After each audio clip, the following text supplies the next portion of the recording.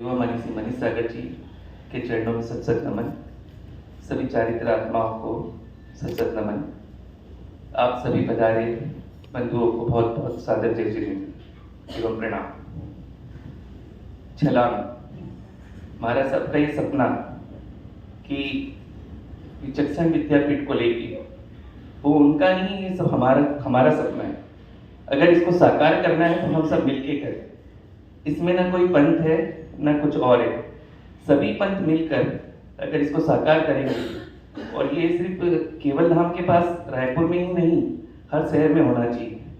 और महाराज साहब इसके प्रति जितने समर्पित है, महाराज साहब ने 4 महीने हमको जो दिया है वो तो आप सबने देखा ही है, लेकिन इसके प्रति भी जितना उनका समर्पण है कि हमारे बच्चे आगे जाके जैनिज्म नहीं भूले और स्कूल के साथ साथ जैन धर्म को भी अपनाएं, उसके लिए हम सब ने भी प्रयास करना चाहिए। हमारा सबका अकेले का कर्तव्य नहीं है, हम सबका कर्तव्य है। और आप सभी यहाँ पधारे उसके लिए बहुत बहुत धन्यवाद एवं आभार करता हूँ चितवन मंदिर ट्रस्ट की तरफ से। और आप सभी से विनती करता हूँ कि इसमें अपना तन मन धन से सहयोग प्रदान करें। एवं आप सभी 17 तारीख को सभी लोगों को, सभी संत समाज के लोग इसमें उपस्थित होंगे और इसको साकार करें, और सभी जितने ज़्यादा से ज़्यादा बच्चों को इसमें एडमिशन दिलाए, उसके लिए आप सभी से विनती। जय जय। बहुत बहुत धन्यवाद पंकज भैया। 4 महीने नहीं तो हमें ऐसा लग रहा था, समय ऐसा गया तो पता नहीं चला 5 महीने हो गए। अब कार्यक्रम की जो रूपरेखा है, किस तरीके का कार्यक्रम है, इसमें क्या क्या करना है, क्या क्या होगा, इसके बारे में जानकारी देने के लिए मैं आमंत्रित करता हूं श्री श्रीपाल जी कोठारी, कोचर, श्रीपाल जी कोचर, श्रीपाल जी कोचर, अरहन टच, जो बच्चों में एक संस्कार का रोपण करता है, उसके एक कर्मठ कार्यकर्ता। और निश्चित रूप से मुझे उम्मीद है कि उनके नेतृत्व में यह कार्यक्रम अपनी सफलता को एक नया आयाम पाएगा। मैं उन्हें आमंत्रित करता हूं, कृपया वे आएं और कार्यक्रम के बारे में अपनी रूपरेखा रखें।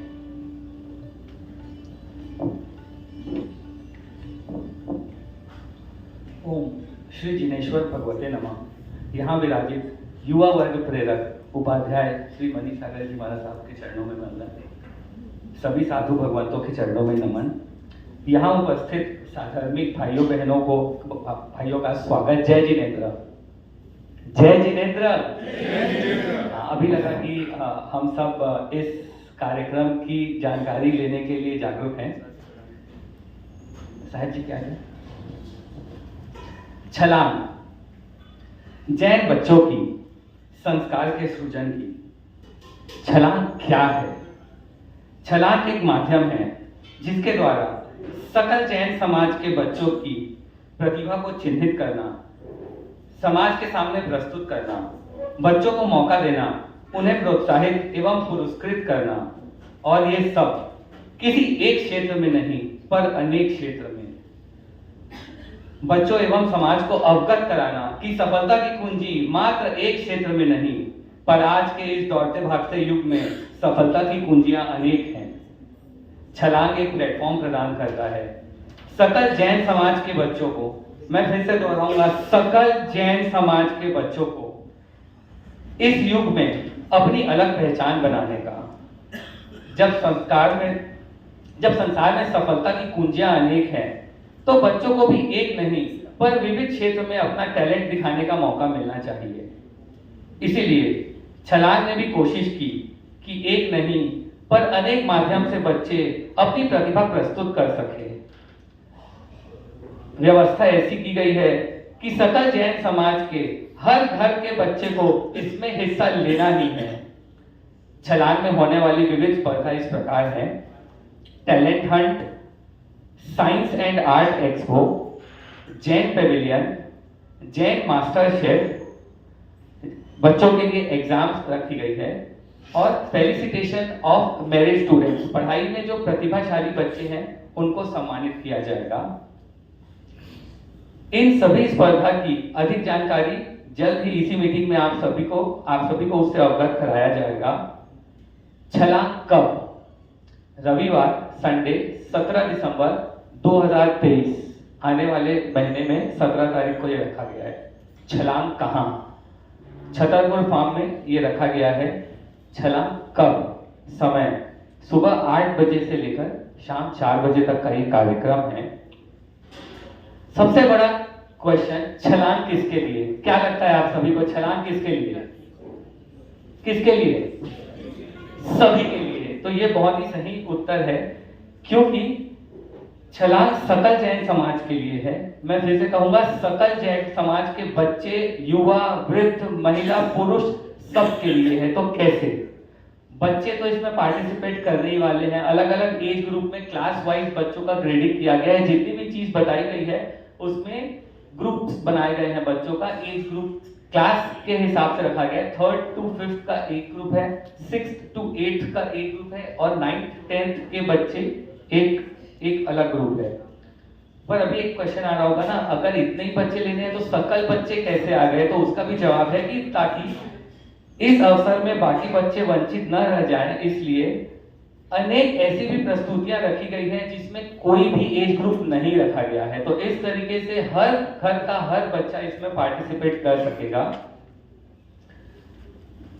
जब व्यवस्था सभी बच्चों के लिए रखा गया है तो यकीनन रजिस्ट्रेशन भी सकल जैन बच्चों का होगा, ये हमारी अपेक्षा है आप सभी से। हमारे धर्म में कहा गया है, किया, कराया और अनुमोदन किया, ये सबका एक जैसा फल है। तो बच्चे तो करके उसका फल प्राप्त करने वाले हैं। और जैसे मैंने कहा कि ये वृद्धों के लिए भी है, तो वृद्ध इन बच्चों का अनुमोदन करके, ऐसा नहीं कि इतनी ठंड में, इतनी पढ़ाई में उनको रोकना नहीं, बट उनकी अनुमोदना करना कि तूने पार्टिसिपेट किया है तो बहुत अच्छे से प्रयास करके आगे बढ़ना। इस तरीके से उनका अनुमोदन करते हुए वो इस कार्यक्रम का भाग बनेंगे। ये तो बात हो गई बच्चों की और वृद्धों की। यहां उपस्थित आप सभी यहां उपस्थित एवं अनुपस्थित सभी युवा क्या करेंगे?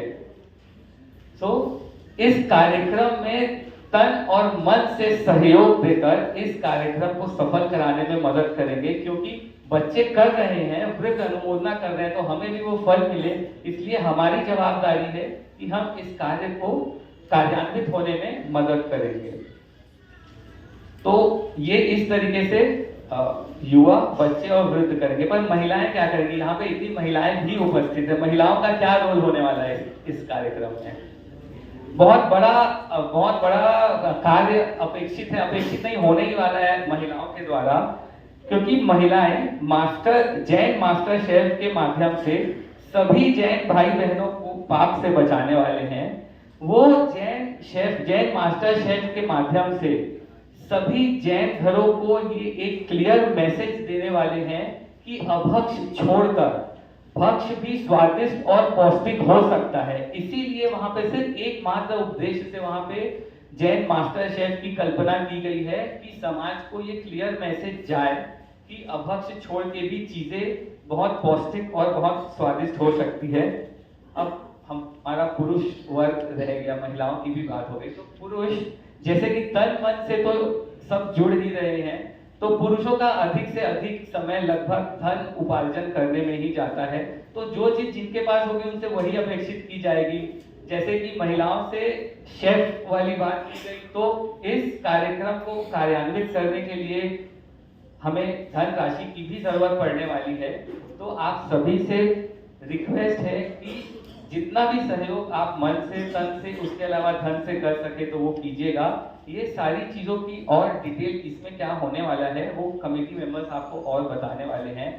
सिर्फ एक अनुरोध आप सबसे करना चाहूंगा कि हमारे बीच चातुर्मास के लिए साहिब जी आते हैं, विहार करके आते हैं।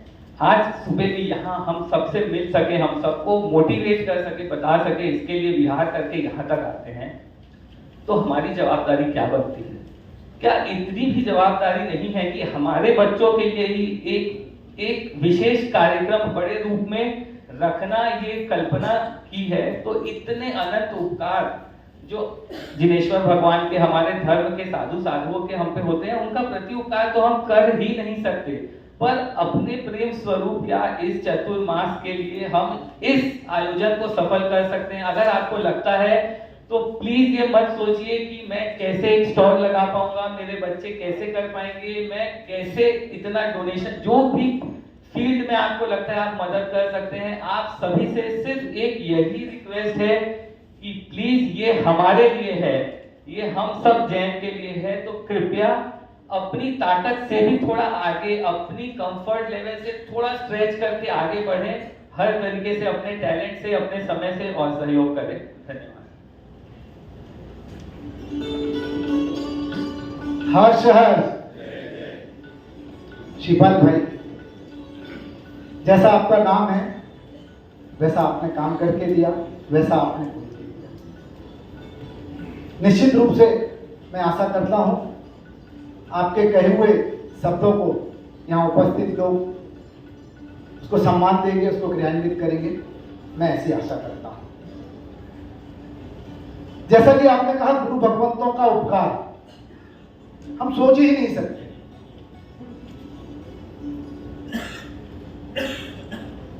लेकिन उसके बदले में हमें क्या देना है, ये हमें सोचना होगा। जब वो हमारे बच्चों के लिए इतना सोचते हैं तो हमें उनकी सोच को आगे बढ़ाने के लिए अपना तन मन धन तीनों लगाना होगा। कार्यक्रम के अगले उसमें talent hunt programme, talent hunt क्या है, इसमें क्या होगा, इसमें कैसे पार्टिसिपेट कर सकते हैं, इसकी जानकारी के देने के लिए मैं आमंत्रित करता हूं महावीर जैन युवक मंडल से श्री हर्षित जी भंसाली और देवेंद्र जी कोठारी। भगवान के चरणों में शत नमन। सभी छलांग मारने के लिए हम लोग सब यहाँ उपस्थित हैं। मैं समझता हूँ हम यहाँ जितने उपस्थित हैं ये संपूर्ण जैन समाज है, और संपूर्ण जैन समाज के जो पदाधिकारी है ये अपने आप में 1-1 हजार की ताकत रखते हैं, 1-1 हजार आदमियों की ताकत, मनुष्य की ताकत रखते हैं। क्योंकि ये प्रोग्राम एक अलग तरह से डिजाइन किया हुआ है, आप लोगों को थोड़ा समझने में हम लोग जिस प्रकार से समझा रहे हैं और भी माध्यम से आप लोगों को सूचनाएं दी जाएंगी। मैं श्री महावीर जैन युवक मंडल की तरफ से आमंत्रित करता हूं देवेंद्र कोठारी को कि टैलेंट किस प्रकार से बच्चों में है और उसमें कैसे टैलेंट को उभारना है, और उसके माध्यम से हम लोग किस प्रकार से उनके टैलेंट को समझ के आगे और उनको बढ़ाएं। धर्म के प्रति तो हम लोग सब जागरूक हैं, लेकिन अंदरूनी टैलेंट जानने के लिए एक टैलेंट प्रोग्राम का भी डिजाइन इसमें किया है। मैं आमंत्रित करता हूं देवेंद्र कोठारी।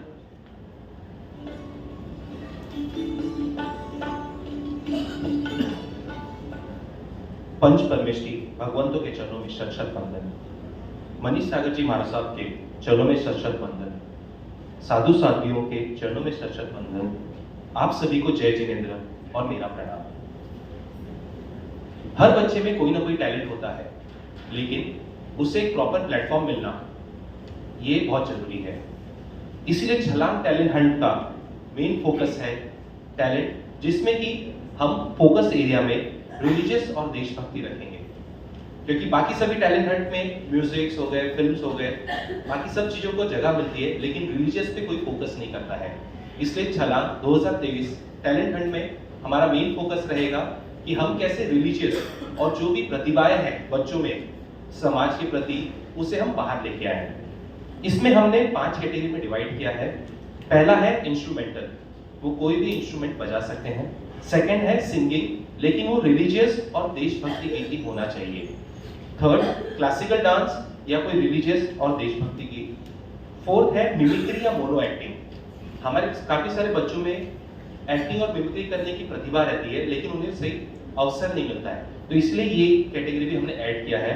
और पांचवा है अदर टैलेंट, जिसमें कि craft, painting, public speaking. Public speaking में भी जैनिज्म के बारे में जो बच्चा हमें अच्छे से समझा पाएगा, उससे हम थोड़ा और ज्यादा फोकस करेंगे। इसमें हम एज कैटेगरी 3rd स्टैंडर्ड से लेके 9th स्टैंडर्ड के बच्चों के लिए रखे हैं। 3rd स्टैंडर्ड से लेके 10th के लिए बच्चों के लिए रखे हैं। एंड इसमें एंट्री के हिसाब से अगर ज्यादा एंट्रीज आती है तो हम लोग pre selection round, elimination round और फिर जो फाइनलिस्ट रहेगा उनका फिर मेन छलांग 17 तारीख को उनका प्रेजेंट वो रहेगा। धन्यवाद। ये जितने भी कार्यक्रम बताए जा रहे हैं ये सिर्फ नागपुर स्तर पर नहीं रहेंगे, ये पूरे विदर्भ, छत्तीसगढ़ और महाकौशल यानी आसपास के पूरे क्षेत्रों तक इनका प्रचार प्रसार भी होगा और सभी तरह से बच्चे आएंगे और सभी बच्चों को सम्मिलित किया जाएगा। बहुत बहुत धन्यवाद हर्षित भाई, देवेंद्र भाई। महावीर जैन युवक मंडल आप सभी लोग बहुत अच्छे से परिचित होंगे।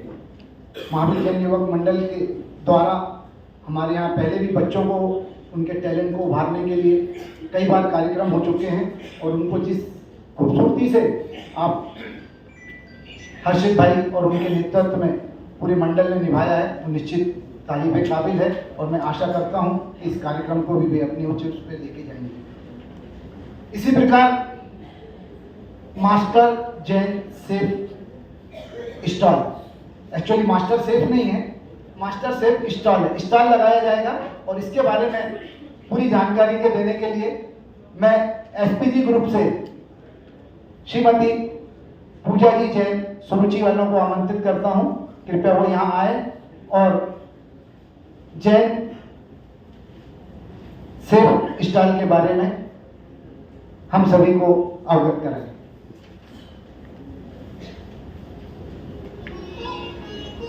सभी गुरु भगवंतों को मेरा कोटि कोटि वंदन। पधारे हुए सभी भाइयों बहनों को मेरा प्रणाम। जय जिनेन्द्र। ऐसे तो सभी औरतें अपने घर में मास्टर शेफ है, पर सबको भी एक प्लेटफॉर्म दे रहे हैं कि अपना टैलेंट दिखाने के लिए। इसमें अलग अलग कैटेगरीज में प्राइजेस भी रखे हुए हैं और जैसे 15 डिशेस के लिए हम लोग एंट्रीज ले रहे थे कि 5 डेजर्ट्स रहेंगे और 15 डिशेस रहेगी।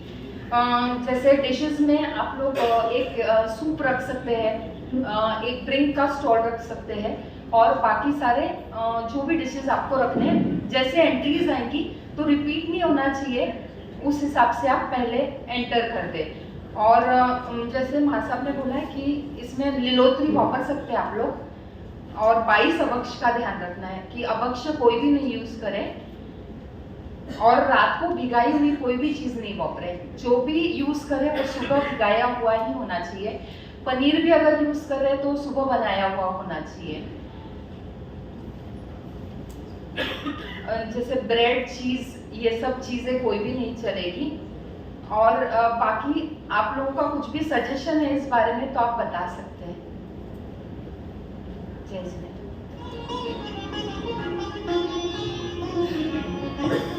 बहुत बहुत अनुमोदन पूजा बहन।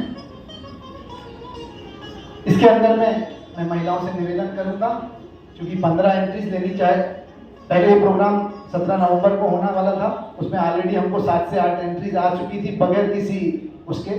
तो जिसको भी अपना टैलेंट है उसको दिखाने के लिए कम से कम जितनी जल्दी हो सके अपना रजिस्ट्रेशन करावें। इसमें इंडिविजुअल या ग्रुप में भी ले सकते हैं? हाँ, इसमें एक चीज़ और बताना चाहता हूँ, इसमें 2 कैटेगरी रहेगी, एक इंडिविजुअल और एक अपना मंडल के माध्यम से या ग्रुप के माध्यम से। तो दोनों कैटेगरी में बेस्ट डेकोरेटेड स्टाइल और बेस्ट डिशेस, इस तरीके के इसके अंदर में पुरस्कार रहेंगे। इसी प्रकार Jain pavilion, Jain general knowledge competition, इन सब के बारे में जानकारी देने के लिए मैं आमंत्रित करता हूं सीए श्री सुधीर बाबू सुराना, मैं उनको आमंत्रित करता हूं, कृपया वो आए और पूरे कार्यक्रम की संरचना, जैन पवेलियन क्या है, जनरल नॉलेज कंपटीशन क्या है, इसके बारे में हमें अवगत करें।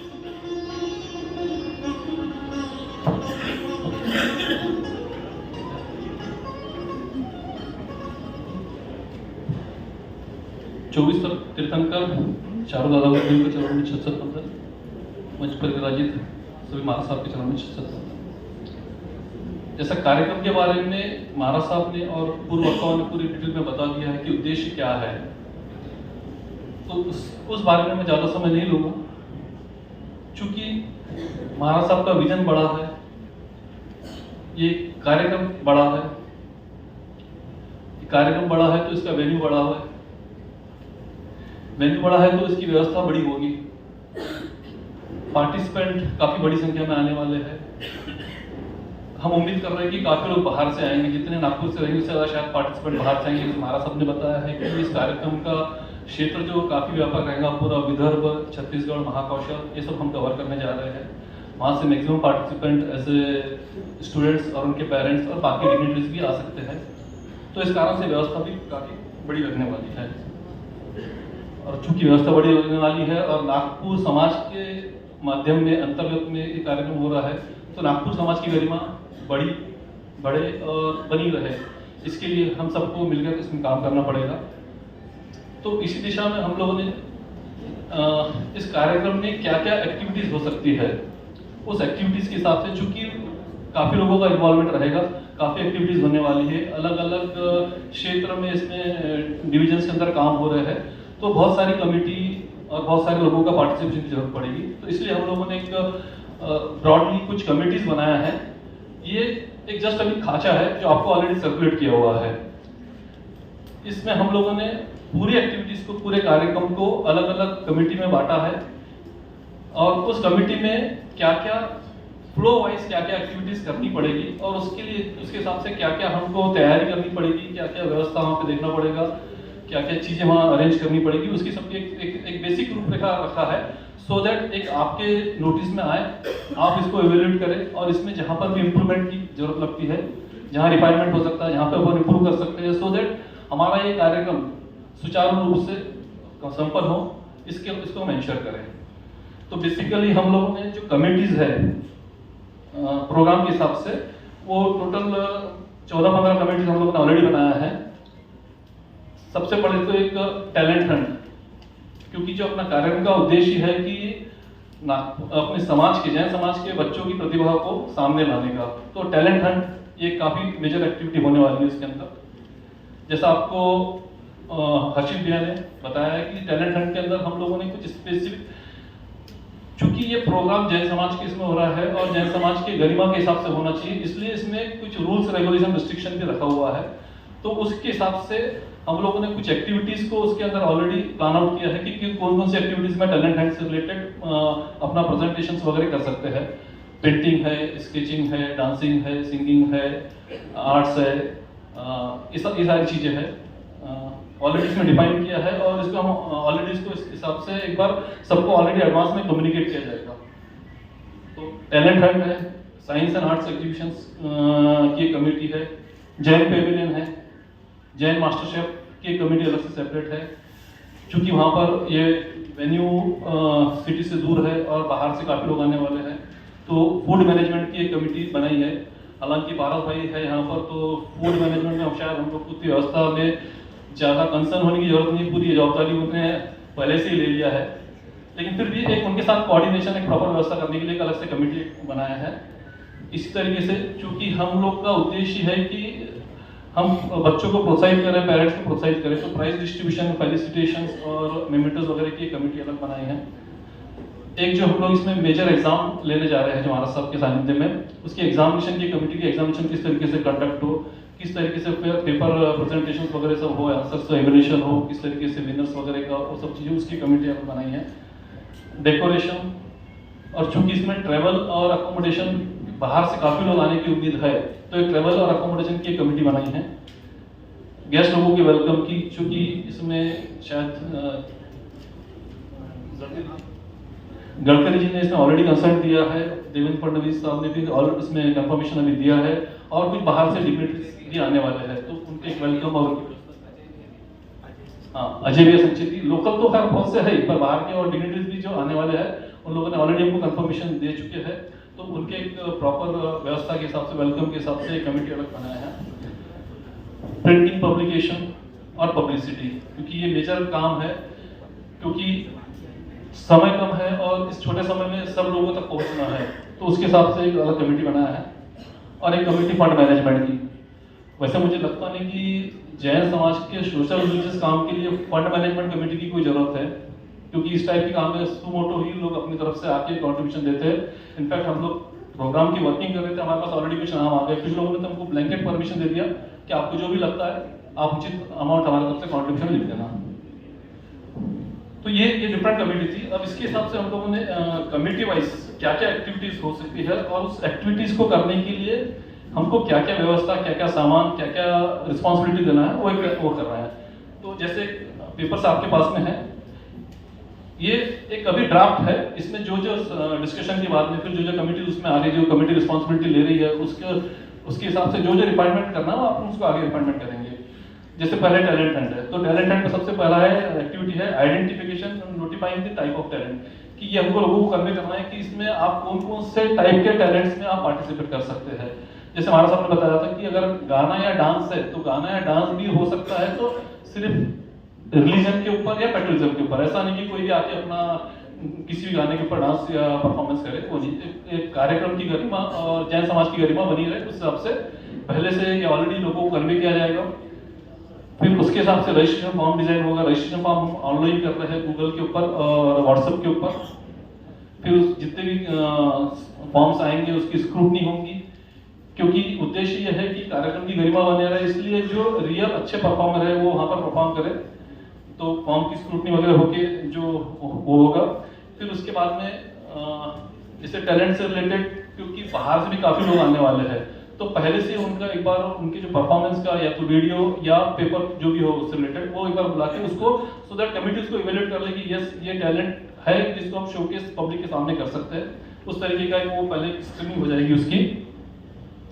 फिर उसके बाद में ये डॉक्यूमेंटेशन सब वेरीफाई होने के बाद में सब उसका फिर एक बार कमेटी बैठ के फर्स्ट राउंड सिलेक्शन कर लेगी। अब पूरे जितने भी परफॉर्मेंस के वीडियोस पेपर्स आए हैं उसका इवैल्यूएशन करके कि कौन से उसमें से, जैसे मान के चलो हमको टोटल 50 फॉर्म आते हैं, उसमें से हमको फर्स्ट राउंड में 40 फॉर्म सेलेक्ट करना है, तो कौन से 40 फॉर्म सेलेक्ट होंगे उसको कमेटी उसको वेरीफाई कर लेगी। कमेटी का राइट फाइनल रहेगा कि जो जिनको हम अपॉर्चुनिटी देना चाहते हैं, फिर उसके बाद में उनको कन्वे किया जाएगा और एक फिर फाइनल राउंड। और अगर जहाँ जहाँ पॉसिबल हो, कुछ नागपुर के लोग या बाहर के लोग पहले से आते हैं, तो उनका एक कोशिश करेंगे कि एक दिन पहले हम उनका रिहर्सल कर ले, सो दैट जब वो एक्चुअल जो प्रेजेंटेशन के समय आया तो पूरी तैयारी के साथ में है, और उसमें अगर कुछ खामियां लगती है, कुछ इंप्रूवमेंट लगता है तो हम पहले से ही करें, सो दैट प्रोग्राम अच्छा हो, लोग उसको एंजॉय कर सकें।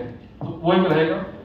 उसके बाद में इस कमेटी का फिर काम रहेगा कि जिस तभी सब पूरा सिलेक्शन होने के बाद उसका सीक्वेंस कैसा रहेगा, कौन सा किस ऑर्डर में आएगा। ऐसा ना हो जाए कि पूरा गाना एक साथ कुछ चल रहा है, लोग उसमें फिर बोल रहे हैं, तो गाना फिर डांस में कुछ सोलो एक्ट वगैरह जो कुछ भी रहेगा उस तरीके से रहेगा। और इसका फिर बाकी जो म्यूजिक सिस्टम और बाकी सब अरेंजमेंट रहेगा, ये सब कमेटी का वहाँ पे जवाबदारी रहेगी।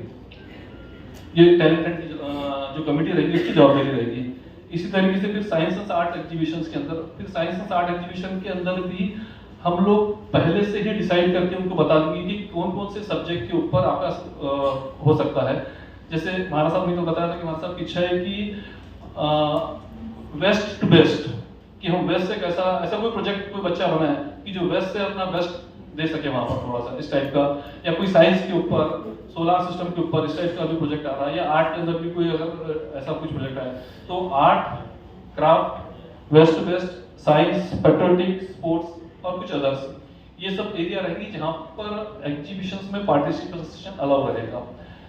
चूंकि ये साइंस और आर्ट्स एग्जीबिशन के अंदर स्पॉट के ऊपर सब कुछ कर पाना पॉसिबल नहीं रहेगा, तो इसमें हम इसमें यहाँ परमिट करेंगे कि वो अपना आके पहले से आके तैयारी करके पूरा प्रोजेक्ट लाके दे सकते हैं, यहाँ सबमिट करें और उसका वहाँ पर डिस्प्ले होगा वहाँ पर थोड़ा सा।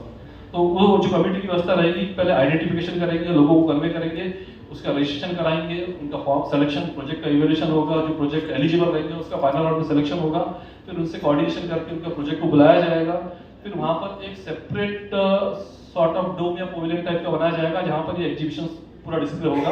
तो वहाँ पर स्टॉल की व्यवस्था करना, उस स्टॉल में उनको लगने वाले इलेक्ट्रिकल कनेक्शन, वाटर कनेक्शन, बाकी जो अरेंजमेंट लगता है बेसिक, ये सब व्यवस्था इस कमेटी की जवाबदारी रहेगी। और फिर फाइनल जो प्रेजेंटेशन होगा, फाइनल प्रेजेंटेशन में जैसे महाराज साहब ने कल बताया था कि कुछ तो डायरेक्ट प्रेजेंटेशन रहेगा और कुछ वहाँ पे जैन बच्चे जो अपने प्रोजेक्ट के बारे में अच्छे से बता सकते हैं उनको भी मौका दिया जाएगा, सो दैट उनका भी एक टैलेंट सामने आए और उनकी प्रतिभा लोगों को दिखे थोड़ा सा। तो अपने प्रोजेक्ट में उनकी क्या आइडिया थी, जैसे बेस्ट टू बेस्ट अगर प्रोजेक्ट आता है तो क्या दिमाग में आया था, क्या उद्देश्य आया था, क्या ऑब्जेक्ट है, किस तरीके से उसको उन्होंने एग्जीक्यूट किया, इसके बारे में वहाँ पर खुद ही अपना देंगे, सो दैट पेरेंट भी मोटिवेट हुए, बच्चे भी मोटिवेट हुए, दूसरे बच्चों को इंस्पिरेशन मिले। इसके साथ थोड़ा सा जैन पेविलियन, ये इसकी एक अलग कमेटी बनाई है। इसके अंदर भी एक तो जैन पैवेलियन में क्या क्या सब्जेक्ट मैटर रहेंगे वो ऑलरेडी इन्फॉर्म करेंगे। जैसे आपको डिटेल में होता है कि जैन पैवेलियन से रिलेटेड कौन कौन से एक्टिविटीज, कौन कौन से प्रोजेक्ट हो सकते हैं, जम्बू द्वीप या जो कुछ भी उस टाइप के प्रोजेक्ट आइडेंटिफिकेशन होंगे, उनकी वही सेम प्रोसेस रहेगी, रजिस्ट्रेशन, अप्राइजल, अप्रूवल, और फिर उसके बाद में यहाँ पे कमेटी बुला के उनके प्रोजेक्ट बुला के उनका एक सेपरेट विंग रहेगा, सेपरेट डिस्प्ले रहेगा, वहाँ पे उनका डिस्प्ले वगैरह का पूरा अरेंजमेंट रहेगा। फिर एक जो है कि फूड मैनेजमेंट, जैसा कि कार्यक्रम छतरपुर फार्म में हो रहा है, सिटी से काफी दूर है, दिन भर का कार्यक्रम है, तो वहाँ पर फूड की प्रॉपर व्यवस्था करना जरूरी है। बहुत से लोग बाहर से आ रहे हैं, बच्चे पार्टिसिपेट्स वगैरह बाहर से आ रहे हैं, तो उसके लिए फूड की एक अलग से कमेटी बनाई है। फूड में जैसा डिसाइड किया है कि अभी हालांकि ये बिल्कुल अभी बेसिक थॉट है, इसमें आप लोग के जो सजेशन आएंगे उसके हिसाब से इसमें चेंजेस होते रहेंगे। एक था कि इसके अंदर जो सुबह से बच्चे आएंगे, कार्यक्रम हो सकता है बेसिक अपना मेन कार्यक्रम शायद 10 बजे के आसपास, 10:30 बजे के आसपास स्टार्ट होगा, लेकिन उसके पहले एग्जामिनेशन कंडक्ट हो जाएगी पूरी। बच्चे लोग जो आ रहे हैं बाहर से 100, 150, 200 जितने बच्चे आते हैं जिनके एग्जामिनेशन में पार्टिसिपेट करेंगे, उनके एग्जामिनेशन के लिए वहाँ पर उनको जमा करना और वहाँ पर उनके नाश्ते वगैरह की व्यवस्था। तो सुबह से लेके 8 बजे से लेके 11 बजे तक के नाश्ते की व्यवस्था वहाँ पे रहेगी। इसमें बेसिक नाश्ता रहेगा, चाय पानी वगैरह रहेगा, वो सब पूरा रहेगा। 11 बजे तक की ये अपने मंडल समाज की तरफ से ही रहेगा, फ्री रहेगा। उसके बाद में 12 बजे से फूड पैविलियन स्टार्ट होगा। फूड पैविलियन में जो एक बेसिक कोर कमेटी जो उनके एक डिस्कशन के बाद में आया है कि फूड पैविलियन में जो अपन जो रहेंगे एक sort of Anand Mela type concept रखेंगे, जिसमें जैन शेफ में जो पार्टिसिपेंट है वो और कुछ अपने ट्रस्ट की तरफ से जो कुछ सपोर्ट वाले जो स्टॉल रहेंगे वो रहेंगे। इनको लेकिन चार्जेबल बेसिस पे रखा जाएगा, चार्जेबल लेकिन concessional chargeable, extremely concessional chargeable, और 2-3 स्लॉट में उसको रखेंगे। तो उसके हिसाब से एक बार पूरा स्टॉल का अरेंजमेंट करना, उसके हिसाब से प्राइस की टैगिंग करना, सोच रहे हैं कि 20, 40, 60 इस तरीके के प्राइस रखेंगे, कूपन रखेंगे वहाँ पर, और कूपन की वहाँ पर व्यवस्था करना, और ये सारी व्यवस्था और फूड का सेल और डिस्ट्रीब्यूशन की वहाँ पे व्यवस्था करने की जवाबदारी इनकी रहेगी। और जो जो स्टॉल्स हैं उनको जो बेसिक चीज़ें लगने वाली है, क्योंकि जो स्टॉल लगा रहा हो सकता है उनको कहीं पे इलेक्ट्रिकल कनेक्शन लग रहा है, वाटर की जरूरत पड़ रही है उनको, ये सारी व्यवस्था, और जो कटलरी क्रॉकरी, ये सारी व्यवस्था वो उस फूड जो मैनेजमेंट कमेटी है उनकी जवाबदारी रहेगी। और इसी तरीके से मास्टर शेफ भी रिलेटेड जो सारी एक्टिविटी रहेगी, उसमें सिर्फ एडिशनल है कि मास्टर शेफ के अंदर एक रजिस्ट्रेशन की प्रोसेस रहेगी, सिलेक्शन की प्रोसेस रहेगी, कि जैसा कि बताया कि कोई आइटम डुप्लीकेशन नहीं हो और सब वैरायटी आ जाए, नई वैरायटी भी आ जाए, कोई ट्रेडिशनल वैरायटी भी आ जाए। फिर वहाँ पर हो सकता है कि कुछ बाहर से जो लोग आ रहे हैं या अपनी तरफ से आ रहे हैं वो उनका सामयिक के हिसाब से और IM बिल और तपस्वी वगैरह कुछ आते हैं, तो उस हिसाब से व्यवस्था वहाँ से पूरी करनी है, तो ये जवाबदारी उस कमेटी की रहेगी। पानी की व्यवस्था वहाँ पर करने का है बच्चों के हिसाब से, और बाकी सब उनके हिसाब से ये सब रहेगा। एक कमेटी जो है मेजर जो इसका काम रहेगा प्राइज डिस्ट्रीब्यूशन एंड फेलिसिटेशन। चूंकि प्रोग्राम ही बच्चों के प्रोत्साहन के लिए है, तो इसमें कोशिश ये की जा रही है कि जो जितने भी मेरिटस बच्चे हैं 85% से 90% तक के और 90% अबव, ये 2 कैटेगरी में हम लोग सब लोगों से उनके रजिस्ट्रेशन करवा ले रहे हैं और उनको वहां पर सबको फेलिसिटेशन किया जाएगा। इन फेलिसिटेशन में कुछ जो टॉपर्स है उनका स्टेज के ऊपर फेलिसिटेशन हो जाएगा, और बाकी जो चूंकि समय कम रहेगा और हो सकता है कि मेंबर्स काफी ज्यादा रहेंगे, तो एक जनरल एक अलग से रूम में एक व्यवस्था बना के वहाँ पर बाकी बच्चों की फेलिसिटेशन की व्यवस्था की जाएगी, जहाँ सभी को सर्टिफिकेट्स वगैरह दिए जाएंगे और प्राइजेस वगैरह दिए जाएंगे। और जो विनर्स वगैरह है उनको काफी अच्छे प्राइजेस गोलू भैया ने प्लान किए, करीब उन्होंने 5 लाख के आसपास का बजट बनाया है जो प्राइजेस में जाएगा बच्चों को, क्योंकि मैक्सिमम कोशिश है कि अधिकतर बच्चों को अपन प्रोत्साहित कर सके और कुछ ना कुछ उनको अपन अपनी तरफ से as a token of appreciation उनको दे, मतलब by way of appreciation of certificate, मतलब इस तरीके से वो दिया जाए। तो इस कमेटी की व्यवस्था ये जवाबदारी रहेगी कि वो सारे डिफरेंट कैटेगरीज, क्योंकि इसमें एग्जामिनेशन वाले भी आएंगे, इसके अंदर टैलेंट हंट वाले भी आएंगे, मास्टर शेफ वाले भी आएंगे, जो विनर्स रहेंगे, जो पार्टिसिपेंट रहेंगे, सारों की डाटा कलेक्ट करके उसमें से विनर्स और उसका सब पूरा निकाल के ये सारी व्यवस्था करने की जवाबदारी इस टीम की रहेगी। तो इसके हिसाब से कितने टोटल नंबर ऑफ गिफ्ट लगने वाले हैं, टोटल कितनी सर्टिफिकेट करनी है, कितनी सर्टिफिकेट्स अपन प्री प्रिंटेड करा सकते हैं, कितने स्पॉट पर हम बना के देंगे, ये सारी व्यवस्था उस टीम को देखने की जवाबदारी रहेगी। फिर उसका डिस्ट्रीब्यूशन का अरेंजमेंट कैसा रहेगा।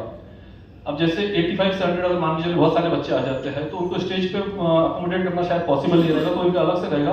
तो एक टीम और सीनियर लोग की कुछ व्यवस्था वहाँ पर की जाएगी जो वहीं पे उनको फेलिसिटेट करेगा, सम्मान उनको सर्टिफिकेट देके वहीं पे उनका फोटो बूथ वगैरह बना देंगे, वहीं पे सारी चीज़ें उनको सम्मान करके उनको डिस्ट्रीब्यूट कर देंगे और फोटो वगैरह का सेवा करके, और शायद हो सकता है कि हमको फोटो वगैरह उनको बना के स्पॉट पे दे दें पूरा करेंगे। एक जो मेजर एक्टिविटी है एग्जामिनेशन कंडक्शन की, इसमें हो सकता है पार्टिसिपेंट 100-150 हो, पूरे कार्यक्रम में तो काफी लोग रहेंगे, पर इसमें स्टार्टिंग हो सकता है, पर फिर भी चूंकि इंपॉर्टेंट एरिया है तो इसका एग्जामिनेशन का, तो एग्जामिनेशन में जो कमिटी है उसका जो रोल्स है, पहले तक तो इसमें महाराज साहब ने ऑलरेडी कौन से टॉपिक के ऊपर एग्जामिनेशन होगी, यानी सब्जेक्ट क्या क्या रहेगी, वो जो कंटेस्टेंट है, जो पार्टिसिपेंट है, उनको ऑलरेडी इन्फॉर्म किया जाएगा। ऑलरेडी बुकलेट बनी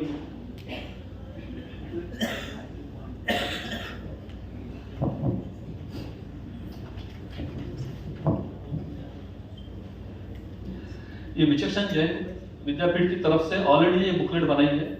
इसको एग्जामिनेशन जैसे हमारा सामने ऑलरेडी बताया कि 3 कैटेगरी में कर रहे हैं हम, 3rd से 5th, 6th से 8th और 9th से 10th, सो दैट एक लेवल के बच्चे एक कंपटीशन में रहे, मतलब थोड़ा सा, और इसमें इवैल्यूएशन हो सकता है कि हम क्लास वाइज करें, इवन अगर 3rd से 5th है तो पूरे 3rd वालों का इवैल्यूएशन करें और उसके अंदर जो विनर और रनर अप है उनका अपन सम्मानित करें।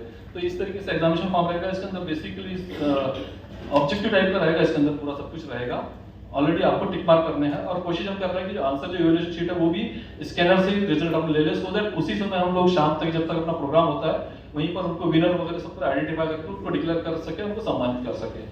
तो इसमें जो सब्जेक्ट बेसिकली जो रखा है, एक तो रिलीजन है, साइंस रखा है, जनरल नॉलेज रखा है, आईक्यू रखा है और एक टेक्नोलॉजी रखा है और कुछ सोशल साइंस वगैरह से रिलेटेड भी और बाकी चीजें हैं इसके अंदर।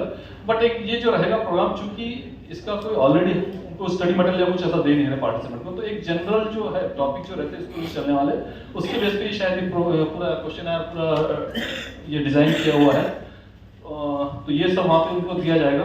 तो ये जो कमेटी रहेगी उनका एक काम रहेगा कि पहले रजिस्ट्रेशन कराने का है, सभी मेंबर्स जितने भी बच्चे लोग पार्टिसिपेट करना चाहते हैं उनके वहाँ पहुँचने की व्यवस्था, वहाँ पे एग्जामिनेशन सेंटर सेपरेट क्रिएट करने का, कैटेगरी वाइज क्लास वाइज वहाँ पर एक सिटिंग अरेंजमेंट करने का, वहाँ पर उनके लिए पानी चाय वगैरह की व्यवस्था करने का और एग्जामिनेशन कंडक्ट करा के, इन्विजिलेटर अपॉइंट करा के, एग्जामिनर अपॉइंट करा के, मार्कशीट का इवैल्यूएशन वगैरह करा के रिजल्ट वगैरह डिक्लेयर कराना, तब तो यहाँ तक पूरी की जवाबदारी रहेगी। और उसके बाद में जो रिजल्ट फाइनल आ रहा है वो जो नेक्स्ट कमेटी रहेगी फेलिसिटेशन वाली, उनको हैंड ओवर करके सो दैट वहीं पर उनको सम्मानित कर सके, उनको रिकॉग्निशन कर सके। ये काम उनका रहेगा। इसमें बेसिकली सर स्ट्रक्चर दिया है, इसमें हो सकता है कुछ एक्टिविटीज अगर मिस हो, जैसे से डिस्कशन है उसको इंप्रूवमेंट करेंगे और रिफाइन करेंगे उसको। अब चूंकि प्रोग्राम बड़ा है, वेन्यू बड़ा है, तो इसलिए और हम काफी ओपन स्पेस के अंदर यहाँ पर स्टॉल और डोम्स या सब लगाने वाले हैं, तो यहाँ पे डेकोरेशन की व्यवस्था काफी ज्यादा लगेगी। पारस भैया है तो वैसे कोई प्रॉब्लम है नहीं, पर लेकिन पारस भैया के साथ में भी एक कोऑर्डिनेशन के हिसाब से, क्योंकि हमको क्या व्यवस्था चाहिए वो पारस भैया को बताना पड़ेगा, तो उस हिसाब से एक बार थोड़ा सा एक अलग सेपरेट कमेटी बनाया है जिसका काम रहेगा कि एंट्रेंस गेट कैसे डिजाइन होगा, स्टॉल कैसे लगेंगे, हॉल में क्या डेकोरेशन, क्या स्टॉल लगेंगे, पेविलियन जो रहेगा, examination centre, dais, mic system, photo booth, certificate distribution centre, chairs with folded table वगैरह सब वहाँ व्यवस्था करना पड़ेगा एग्जामिनेशन के हिसाब से। ये सारा काम इस कमेटी का रहेगा। तो इसके हिसाब से ऑलरेडी एक चेकलिस्ट बना दिया है। अब इसमें जो और जो ऐड करने का, जो इम्प्लीमेंट करने का, हम टाइम करते रहेंगे। इसके अलावा एक ट्रेवल और अकोमोडेशन की कमेटी की, जैसे पता है कि बहुत सारे लोग छत्तीसगढ़ और इधर आ सकते हैं, जिनकी हो सकता है कुछ लोग पहले आ जाए, पहले दिन आ जाए, कुछ लोग सेम डे टाइम पर आए, तो उनको पिकअप की व्यवस्था, उनकी रुकवाने की व्यवस्था, उनको स्पॉट पर ले जाने की व्यवस्था, फिर जहाँ पर वो कर रहे हैं वहाँ पे एक बेसिक व्यवस्था, जहाँ रूम वहाँ पे जहाँ पे दे रहे, कोशिश तो की जाएगी जितने मैक्सिमम छतरपुर फार्म में हो सकती है व्यवस्था उतनी करी जाएगी। पर अगर लोग ज़्यादा आते हैं, रजिस्ट्रेशन ज़्यादा आते हैं और अगर उनको सिटी में करना पड़ता है तो वो भी कुछ आइडेंटिफाई किया है, अहिंसा भवन, जैन भवन, कच्ची विसा भवन, माहेश्वरी भवन, मुनिया भवन, यहाँ सब व्यवस्था हम लोग करने वाले हैं। डिपेंडिंग अपॉन रजिस्ट्रेशन कितना है तो हिसाब से व्यवस्था की रहेगी, करेंगे थोड़ा सा।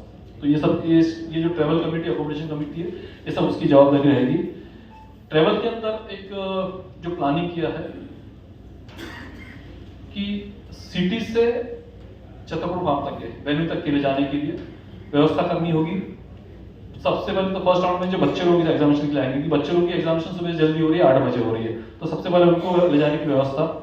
फिर बाहर से जो भी पार्टिसिपेंट आ रहे हैं, उनके पेरेंट्स आ रहे हैं, उनको सिटी से, अगर छतरपुर फार्म है तो फिर तो प्रॉब्लम सॉल्व हो गया। नागपुर में या सिटी में अगर रहते हैं तो उनके सिटी पॉइंट से लेके छतरपुर फार्म तक के पहुंचाने की व्यवस्था। इसी तरीके से नागपुर समाज के लिए, जैसा कि हमेशा की जाती है, बसों की व्यवस्था की जा रही है। अलग अलग डिफरेंट पॉइंट के ऊपर बसेस की व्यवस्था की जाएगी। ऑलरेडी टाइम स्लॉट डिसाइड कर रहेगा, उस हिसाब से लोगों को इन्फॉर्म किया जाएगा और वो बसेस के थ्रू वहाँ पे डायरेक्ट छतरपुर फार्म में, सो दैट लोगों को आने जाने में सुविधा हो जाए, मतलब तो आने और वापस ड्रॉप करने की ये व्यवस्था भी हम लोग कर रहे हैं, जो इस कमेटी का रोल होगा। कौन कौन से पॉइंट पे बसेस वगैरह, कितनी बसेस लगेगी, ये एक बार डिस्कस करके एक बार कर लेंगे। हो सकता है कि वर्धमान नगर से 2, गांधीबाग से 1, इतवारी से 2, सदर से, रामदासपेट से, इस तरीके से जो एरिया जहाँ जहाँ पॉइंट लगते हैं वहाँ पर बसों की व्यवस्था की जाएगी। ऑलरेडी टाइम डिसाइडेड रहेगा, वो सब इन्फॉर्म किया जाएगा व्हाट्सएप मैसेज के द्वारा, और वो उस तरीके से बसेस की व्यवस्था वगैरह करेंगे। फिर वहाँ पर बसेस जो ड्राइवर्स रहेंगे उनकी भी व्यवस्था, चूंकि दिन भर का प्रोग्राम है, बसेस तो हो सकता है कि हमको कहीं ना कहीं समाज के सहयोग से मिल जाए, और उनकी व्यवस्था वगैरह सब करना है, सब ये सब रहेगा। और उनका जो कोऑर्डिनेशन, टाइम मैनेजमेंट है, ड्रॉप करने के हिसाब से भी सारा वो व्यवस्था इस कमेटी का काम रहेगा। गेस्ट का वेलकम का जैसे आपको बताया था, प्रिंटिंग पब्लिकेशन के अंदर बेसिकली क्योंकि कम समय के अंदर काफी लोग तक पहुंचने का है, और नागपुर के पेरिफेरल एरियाज, छत्तीसगढ़, महाकौशल यहाँ तक पहुंचने का, तो ये डिसाइड किया है कि यहाँ से बैनर बना के जो डिफरेंट सिटीज के वहाँ पे जो मंदिर और वहाँ के जो ट्रस्टीज और वहाँ के जो समाज के जो लोग हैं जो इस तरह के कार्यक्रम करते हैं, वहाँ तक पहुँचाया जाएगा, और उनसे कोऑर्डिनेशन करके, उनसे रिक्वेस्ट करके वहाँ के लोकल समाज की लोकल लेवल पे मीटिंग होगी, वहाँ पर इस कार्यक्रम की रूपरेखा लिखी जाएगी। कुछ लोग अपने समाज से और अपने मंडल की तरफ से भी वहाँ पर कुछ सेंटर में जाके वहाँ पे इस प्रोग्राम के बारे में बताने वाले हैं। तो वहाँ पर इस कमेटी का काम रहेगा कि जो बैनर्स है, पॉम्पलेट्स वगैरह है, वहाँ पर डिस्ट्रीब्यूट कराए, वहाँ पे कोऑर्डिनेशन करके वहाँ डिस्प्ले का अरेंजमेंट कराए, जहाँ जरूरत पड़ती है मीटिंग की व्यवस्था करवाए, ये सब रहेगा। फिर इसके अलावा कुछ फ्लायर्स वगैरह, व्हाट्सएप फ्लायर्स वगैरह, वीडियोस वगैरह ये बनाने की, ये सब पूरा जवाबदारी इस कमेटी की रहेगी। प्रिंटिंग पब्लिसिटी का, फंड मैनेजमेंट की तो मुझे लगता नहीं मुझे ज़्यादा कुछ बोलने की जरूरत है, ऑलरेडी कुछ नाम आ गए हैं। स्वेच्छा से अगर जो भी अपना नाम लिखाना चाहे तो गोलू के पास ले जा सकते हैं। तो बेसिकली ये एक कार्यक्रम की एक मोटी मोटी रूपरेखा है। समय कम है, इसलिए सबसे रिक्वेस्ट रहेगी कि जो भी इंप्रूवमेंट, जो भी सजेशन आता है वो हमको तुरंत कन्वे करते हैं, सो दैट उसको रिफाइन करके फाइनल शेप दे सके। और जैसा कि बोला है कि ऑलरेडी काफी लंबा प्रोजेक्ट, बड़ा प्रोजेक्ट हो रहा है, तो लोगों की जरूरत भी काफी रहेगी।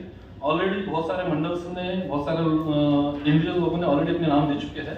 कुछ के मैं जस्ट एक सैंपल के तौर पर जस्ट आपको थोड़ा सा ब्रीफ कर देना चाह रहा हूँ, थोड़ा सा, क्योंकि हमने कोशिश की है कि इसके अंदर अपने नागपुर के बहुत सारे एक्टिव मंडल है, उन मंडल ने सुमोटो ही हमको, कुछ बहुत सारे मंडल ने सुमोटो ही हमको बोला कि हमको ये जवाबदारी दे सकते हैं जिस, और उसके अलावा हमको जो लगा कि जिस इंडिविजुअल पर्सन की जहाँ पर एक्सपर्टाइज है, जहाँ पर उसकी स्ट्रेंथ है, उसको हम उसको वहाँ पे यूटिलाइज करके उनको एक्टिविटीज, उसकी जवाबदारी उनको दे रहे हैं, उनको हम जोड़ रहे हैं मतलब। तो टैलेंट हंट में जैसे महावीर योग मंडल, हर्षित बंसाली, लीना सोनी जी, ये सब इनने अपने नाम ऑलरेडी दिए।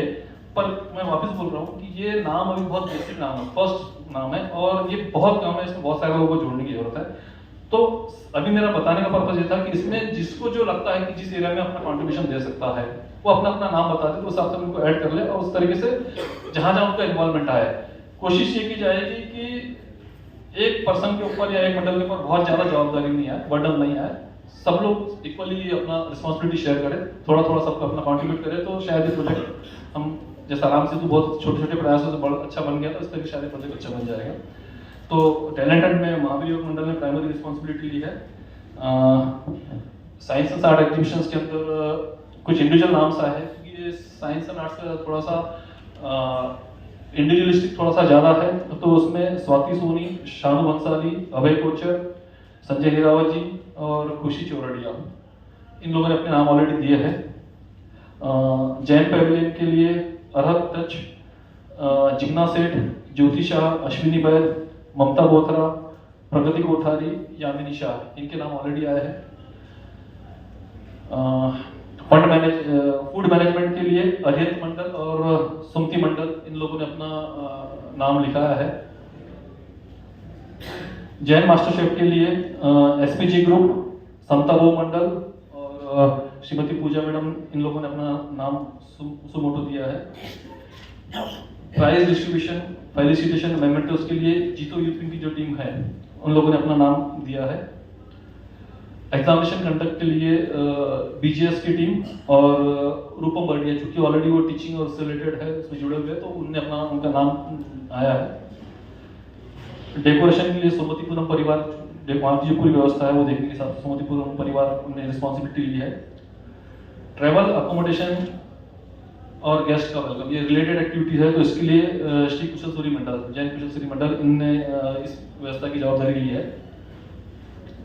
पब्लिसिटी के लिए अतुल कोटेचा, दिलीप बाबू राका, राजन अड्डा, रमेश गुजर जी, नरेंद्र कोठारी जी, इनके नाम आए हैं। फंड मैनेजमेंट सभी लोग आपके इन्वॉल्व है। तो इसमें अब जो जो अपना नाम देना चाहता है जिस एक्टिविटीज के अंदर, एक बार अपना अपना नाम योगेश भैया के पास है, कमेटी कोई भी कमेटी मेंबर के पास लिखा देंगे, तो हिसाब से हम थोड़ा आगे बढ़ के फिर उस हिसाब से फिर सेलेक्टेड ग्रुप की एक मीटिंग ले लेंगे, सेलेक्टेड ग्रुप का एक अलग से ग्रुप बना लेंगे, सो दैट उसके हिसाब से हम एग्जीक्यूट कर सकें। तो ये पूरी एक बेसिक ग्रुप रेखा थी।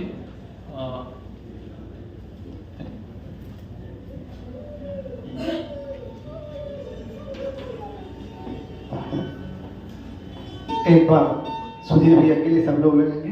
हर शहर किसी भी कार्यक्रम को अगर सफल बनाना होता है तो उसकी एक प्रॉपर तरीके से रूपरेखा बनानी पड़ती है। और हमने चाहे जैन क्लब हो, चाहे जीतो हो, चाहे दूसरी और भी कोई संस्थाओं में जहाँ सुधीर भैया और सुधीर भैया के बैकबोन के रूप में राजीव भैया सुराना ये लगातार लगे रहते हैं और उस कार्यक्रम में चार चांद लगा देते हैं, और मुझे उम्मीद है इस कार्यक्रम में भी ऐसा ही कुछ होगा। उसके अलावा आज उपस्थित लोगों को देख के मन प्रसन्नता से भर रहा है। नागपुर के लगभग जैन समाज की सभी संस्थाओं से, सभी वर्ग से लोग यहाँ हैं। एक बार मैं चाहूंगा जोरदार ताली बजाकर सभी का एक साथ स्वागत किया जाए। मन खुशी से भर जाता है जब इस तरीके से पंथ को अलग करके और करके सब लोग एकत्रित होते हैं, तो निश्चित रूप से किसी भी कार्यक्रम का सफलता की एक गारंटी हो जाती है। जैन पवेलियन के बारे में थोड़ा सा एक डिस्क्रिप्शन रह गया था, मैं शिपाली कोचर से बोलूंगा कि वो जैन पवेलियन के बारे में थोड़ा सा यहाँ हमें अवगत कराएं कि क्यों, क्या और कैसे।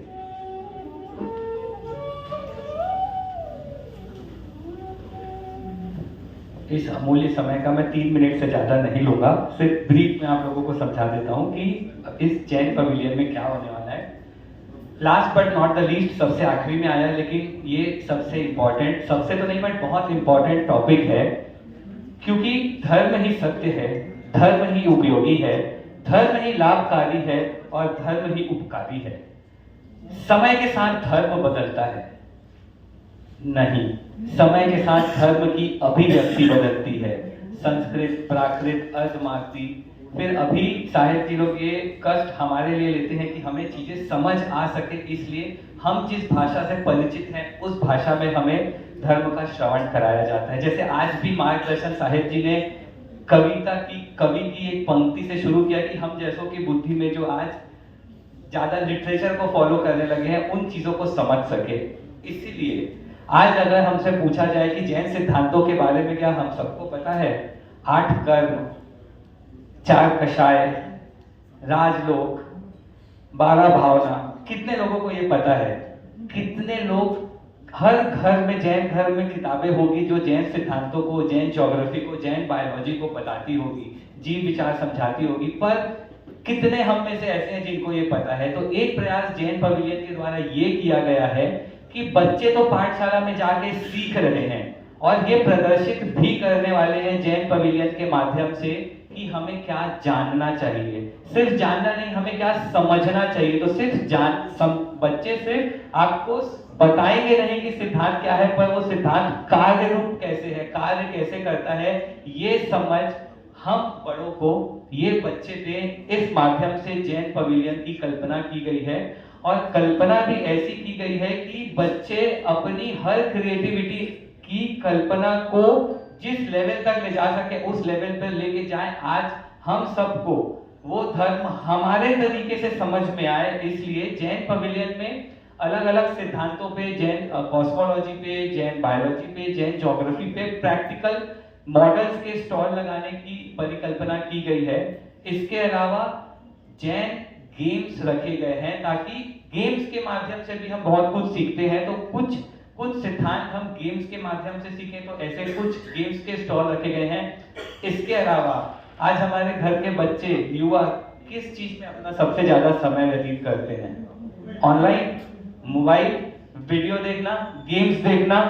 सो इसी को थोड़ा सा चेंज करने के लिए अभी ये भी कल्पना की गई है कि बहुत सुंदर जैन गेम्स का स्टॉल भी वहां रखा जाए, जो आप खरीद के घर लेके जा सकते हैं। जब बच्चा, बहुत सा कॉमन सा एक गेम है जो बच्चा 3-4 साल का होता है, स्नेक्स एंड लैडर्स, हम उसके लिए लेके आते हैं, फिर बच्चा खेलते खेलते बोलता है सांप ने काटा, मर गया। एक कोशिश ये की गई है कि थोड़ी भाषा में परिवर्तन लाएंगे तो संस्कार बदलने शुरू हो जाएंगे। इसके लिए कोशिश की गई है कि कुछ अच्छा गेम, जैसे स्नैक्स एंड लैडर की बात किया तो ऐसा रखा गया है कि मैंने ये दोष किया, इसकी वजह से मैं नीचे आ गया, मैंने ये अच्छा कार्य किया इसलिए मैं सीढ़ी से ऊपर चढ़ गया। तो इस कल्पना के साथ गेम सेल्स का एक स्टॉल रखने की भी कल्पना की गई है। सो आप सभी से रिक्वेस्ट है कि ये पवेलियन ऐसा होना चाहिए कि जब जैन शेफ, मास्टर शेफ में हमारे विजिटर्स खाना खा रहे हो तो ये तो डिस्कस जरूर करें, तूने ये वाला स्टॉल देखा था कि नहीं? अगर नहीं देखा है तो खाना छोड़ पहले वहां जा गया। इस परिकल्पना के साथ ये जैन पवेलियन का स्टॉल रखा गया। इसमें भी आप अपने बच्चों को प्रोत्साहित करें। हमारे सेवक हैं जो उनको टॉपिक्स में हेल्प करेंगे, मॉडल्स में हेल्प करेंगे। तो आप सभी से रिक्वेस्ट है कि इसमें भी अपने बच्चों को प्रोत्साहित करें। ये भी एज बैरियर पे नहीं है, ये ओपन है, तो बड़े बच्चे भी इसमें पार्टिसिपेट कर सकते हैं। प्रेजेंटेशन भी बना सकते हैं मॉडल्स के अलावा। अगर पावर पॉइंट प्रेजेंटेशन या दूसरे प्रेजेंटेशन बनाना है तो वो भी कर सकते हैं। तो कृपया इसका भी ध्यान रखें। धन्यवाद। जो अभी एक स्पॉन्सरशिप जस्ट आई है हमारे को नोवेल्टी बुक डेपो से, ड्राइंग शीट, क्राफ्ट के मटेरियल श्री आनंद जी चोपड़ा द्वारा अभी मैसेज द्वारा दिया हुआ है, क्योंकि काफी क्वांटिटी में लगने वाले हैं। योगी जी एक बार आनंद दिया के लिए हर्ष हर्ष। मैं ऐसी अपेक्षा करूंगा कि सभी लोग जो यहाँ उपस्थित हैं स्वमेव अपने अर्थ के बारे में हमें सूचित करें और कार्यक्रम को सफल बनाने में अपना योगदान दें। यहाँ पर काफ़ी लोग हैं, काफ़ी लोग बोलना चाहते हैं, मैं सभी को बुलाता हूँ, लेकिन उम्मीद करता हूँ कि वो संक्षेप में अपने वक्तव्य देंगे। सबसे पहले मैं तेरापन समाज से श्री विजय जी राका को आमंत्रित करता हूँ कि वो अपना उद्बोधन दें।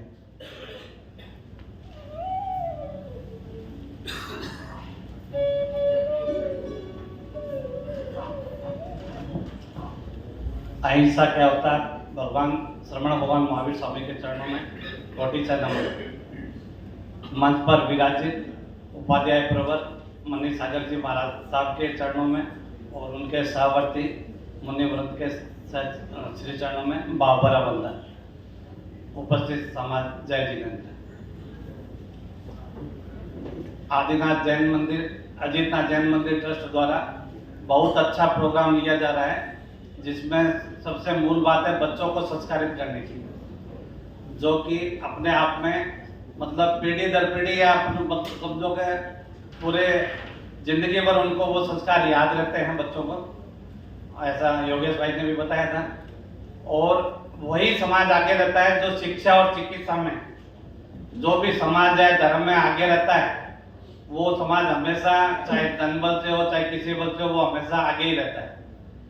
कोई समय में जैन समाज बहुत समृद्ध समाज था और धीरे धीरे चाहे आप समझो जनसंख्या परिवर्तन के कारण और कारणों से समाज पिछड़ते गए। तो समाज में जनसंख्या की दर भी कैसे रह पाए इसके बारे में भी चिंतन करें। और जो कार्यक्रम ले रहे हैं उसके बारे में जैसे भी कार्यकर्ता की जरूरत हो तो 10-15 कार्यकर्ता हमारे समाज की तरफ से मैं आपको आश्वासन देता हूँ, समय तैयार रहेंगे उनको जहाँ भी ये सब कार्यक्रम में दिल्ली बाबू को भी बहुत नॉलेज है, तो ये तो आप सबके साथ है ही। और महिला मंडल की भी कहीं जरूरत हो तो मैं उनसे बात करके आपको बता दूंगा पूरे सहयोग की।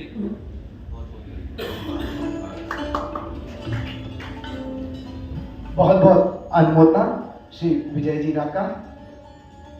उद्बोधन की अगली कड़ी में आमंत्रित करता हूं परवापुरा जैन मंदिर के अध्यक्ष, जो रामटेक मंदिर, बाजार गांव मंदिर सभी की व्यवस्था देखता है, श्री आनंद जी जैन। मैं उनको आमंत्रित करता हूं कि वो अपना उद्बोधन।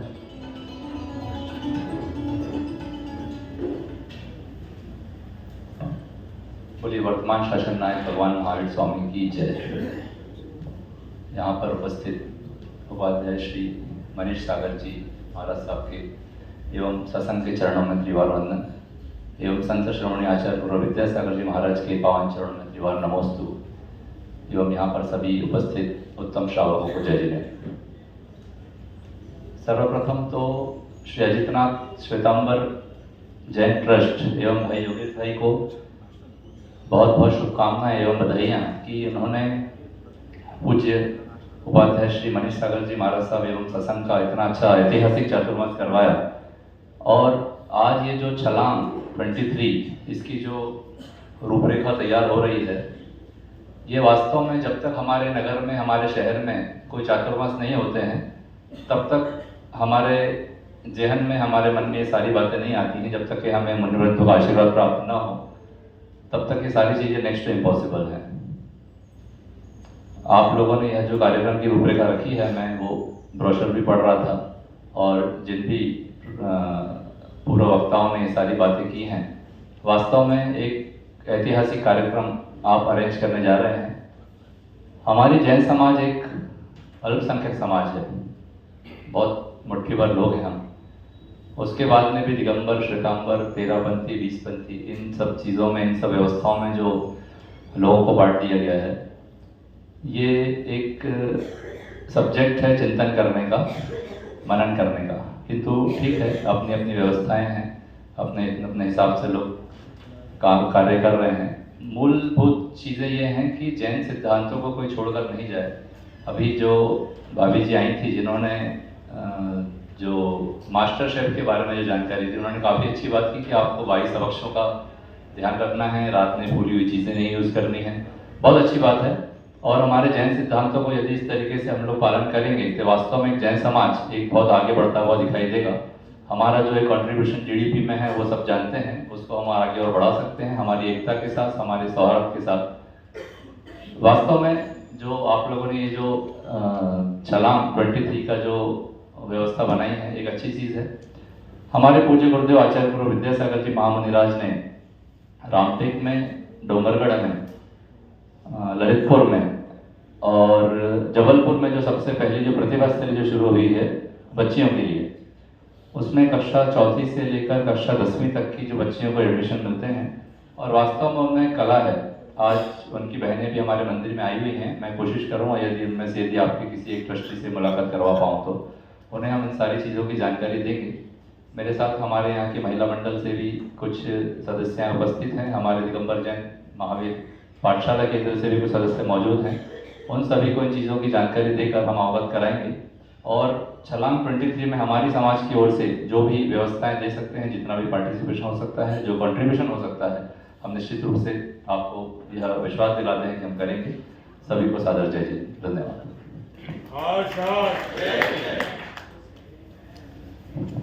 हर शहर निश्चित रूप से आनंद ने जो कुछ भी बोला वो आज हमारे समाज की वास्तविकता है।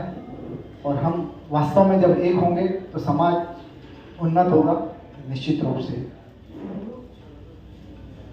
मैं आनंद भैया, आपने सब कुछ किया, आपने बोला।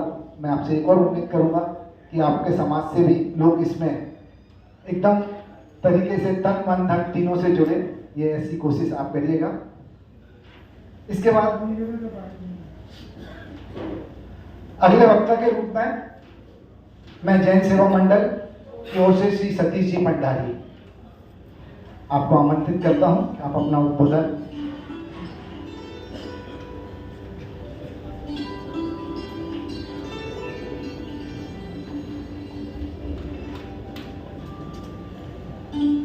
वर्तमान शासन नायक भगवान महावीर के चरणों में मेरा कोटि कोटि नमन। यहाँ साक्षात विराजमान उपाध्याय मुनि सागर जी महाराज एवं समस्त साधु संतों के चरणों में शत शत नमन। समाज के समस्त श्रेष्ठीगणों को मेरा जय जिनेन्द्र। मैं शुरू से सर्वप्रथम तो मनीष सागर जी महाराज जी के आशीर्वचन से भी सारी बातें सुनी। मुझे इस चौमासे में मैं कई बार सत्संग में भी उपस्थित रहने का मुझे मौका मिला और बहुत कुछ गुरुदेव के वाणी से ग्रहण करने का भी अवसर मुझे प्राप्त मिला। जो कुछ गुरुवर कहते हैं या जो कुछ गुरुवर के मुखार्जन से बात निकलती है और उस बात को हमने समझकर उसको कार्यान्वित किए तो निश्चित हमारा जितना कुछ फायदा हो सकता है शायद गुरु के आशीर्वाद के सिवा कहीं पर भी नहीं हो सकता है।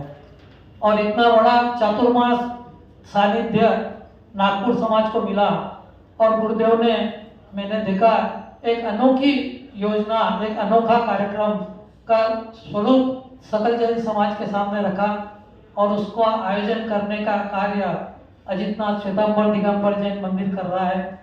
हम देखते हैं, हम बोलते हैं कि हम अल्पसंख्यक है, हम मुट्ठी भर है, लेकिन कहीं पर भी कम नहीं है। हर प्रतिभा में हम आगे हैं और इन सारे कार्यक्रमों से हमारी प्रतिभाएं आगे आएगी, हमारे बच्चे आएंगे आगे, हमारे बच्चों पर संस्कार होंगे और इस कार्यक्रम से हमें फायदा ही फायदा होगा।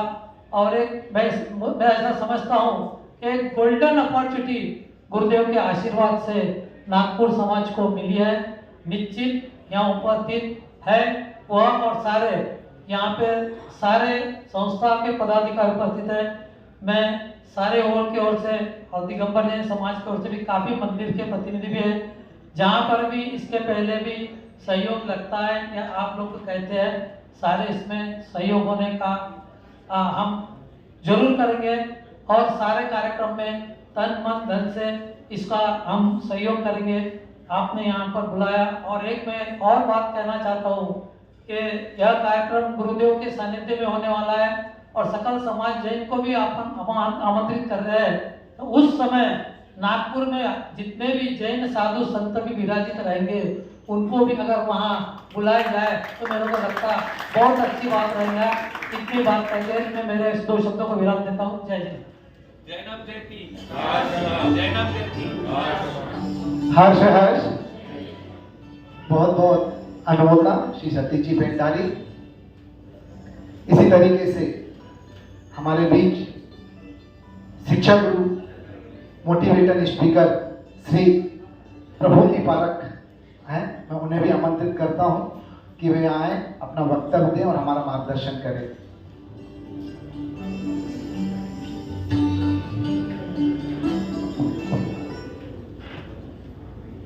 परम पूज्य मनीष सागर जी महाराज साहब आदि साधु उनके चरणों में शत नमन।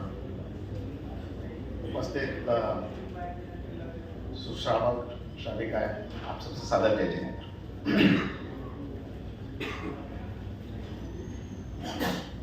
छलांग का आयोजन नागपुर में हुआ है और उस आयोजन में हम सबसे अपने अपने रोल को निभाने की अपेक्षा भी की जा रही है, जो हमें यहाँ पर समझाकर बताया गया। इनिशियली भूमिका में भाई योगेश जी ने संस्कार कैसे कम हो रहे हैं, संस्कार की जरूरतें कैसी हैं, इसे भूमिका के रूप में, इस आयोजन के भूमिका के रूप में हमारे सामने प्रस्तुत किया। गुरुदेव ने भी अपनी वाणी में बच्चों में संस्कार की क्यों जरूरत है और कैसे विचक्षण विद्यापीठ की स्थापना शिक्षा के साथ साथ संस्कार इनकलकेट हो सके,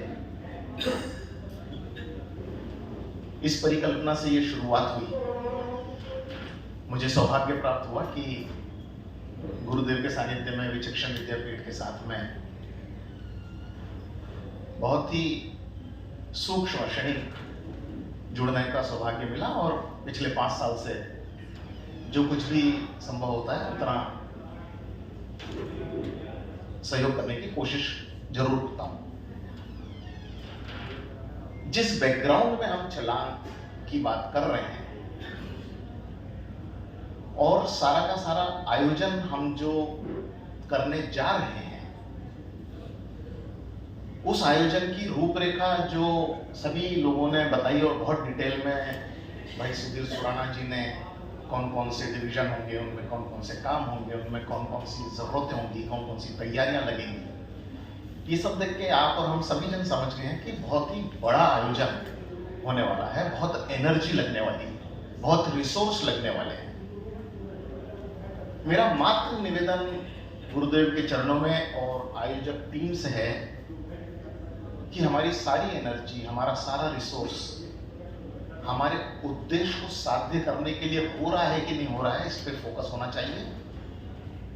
कहीं ऐसा तो नहीं कि उद्देश्य हम बनाए बहुत अच्छा है, लेकिन उद्देश्य पूर्ति के तरफ बढ़ने के बजाय हम केवल मात्र एक इवेंट को सक्सेस करने में सब जन भिड़ कर लग गए।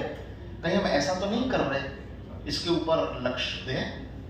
क्योंकि मैं वैसा देख पा रहा हूं, और चूंकि मैं देख पा रहा हूं, अगर यहाँ खड़े होकर गुरुदेव के सानिध्य में खड़े होकर बात करनी है तो सिर्फ वाहवाही कर और अच्छा अच्छा बोलकर ही जाकर बैठ जाने से काम चलेगा नहीं। हमारे उद्देश्य की पूर्ति होनी चाहिए।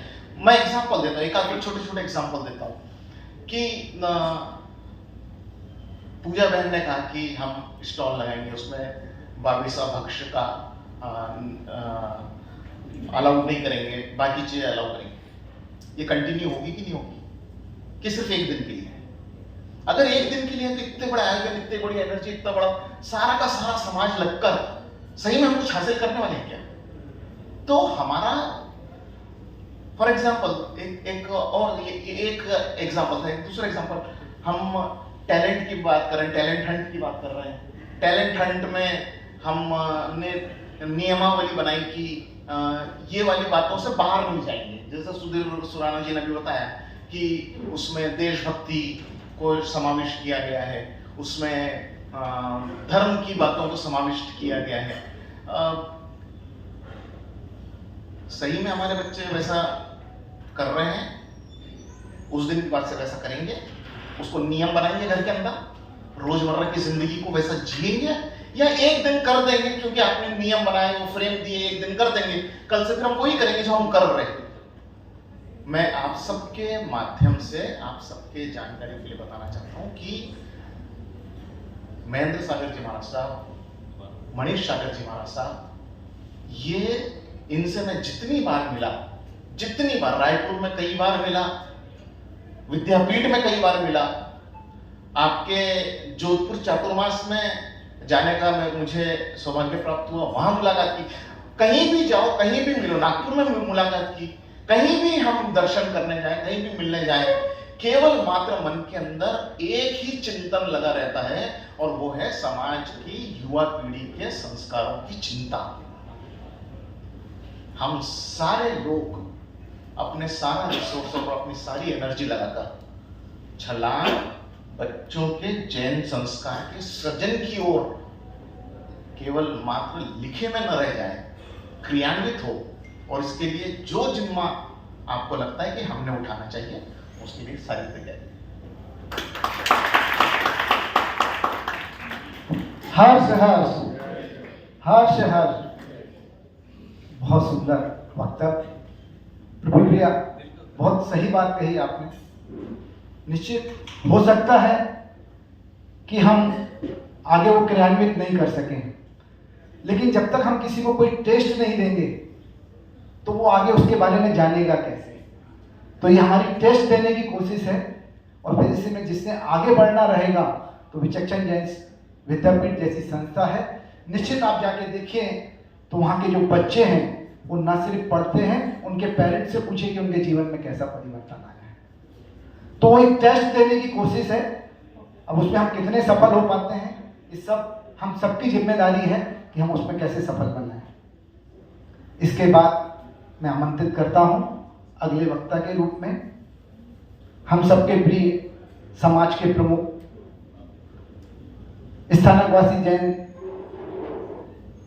संस्था के सभापति श्री दिलीप बाबू राका।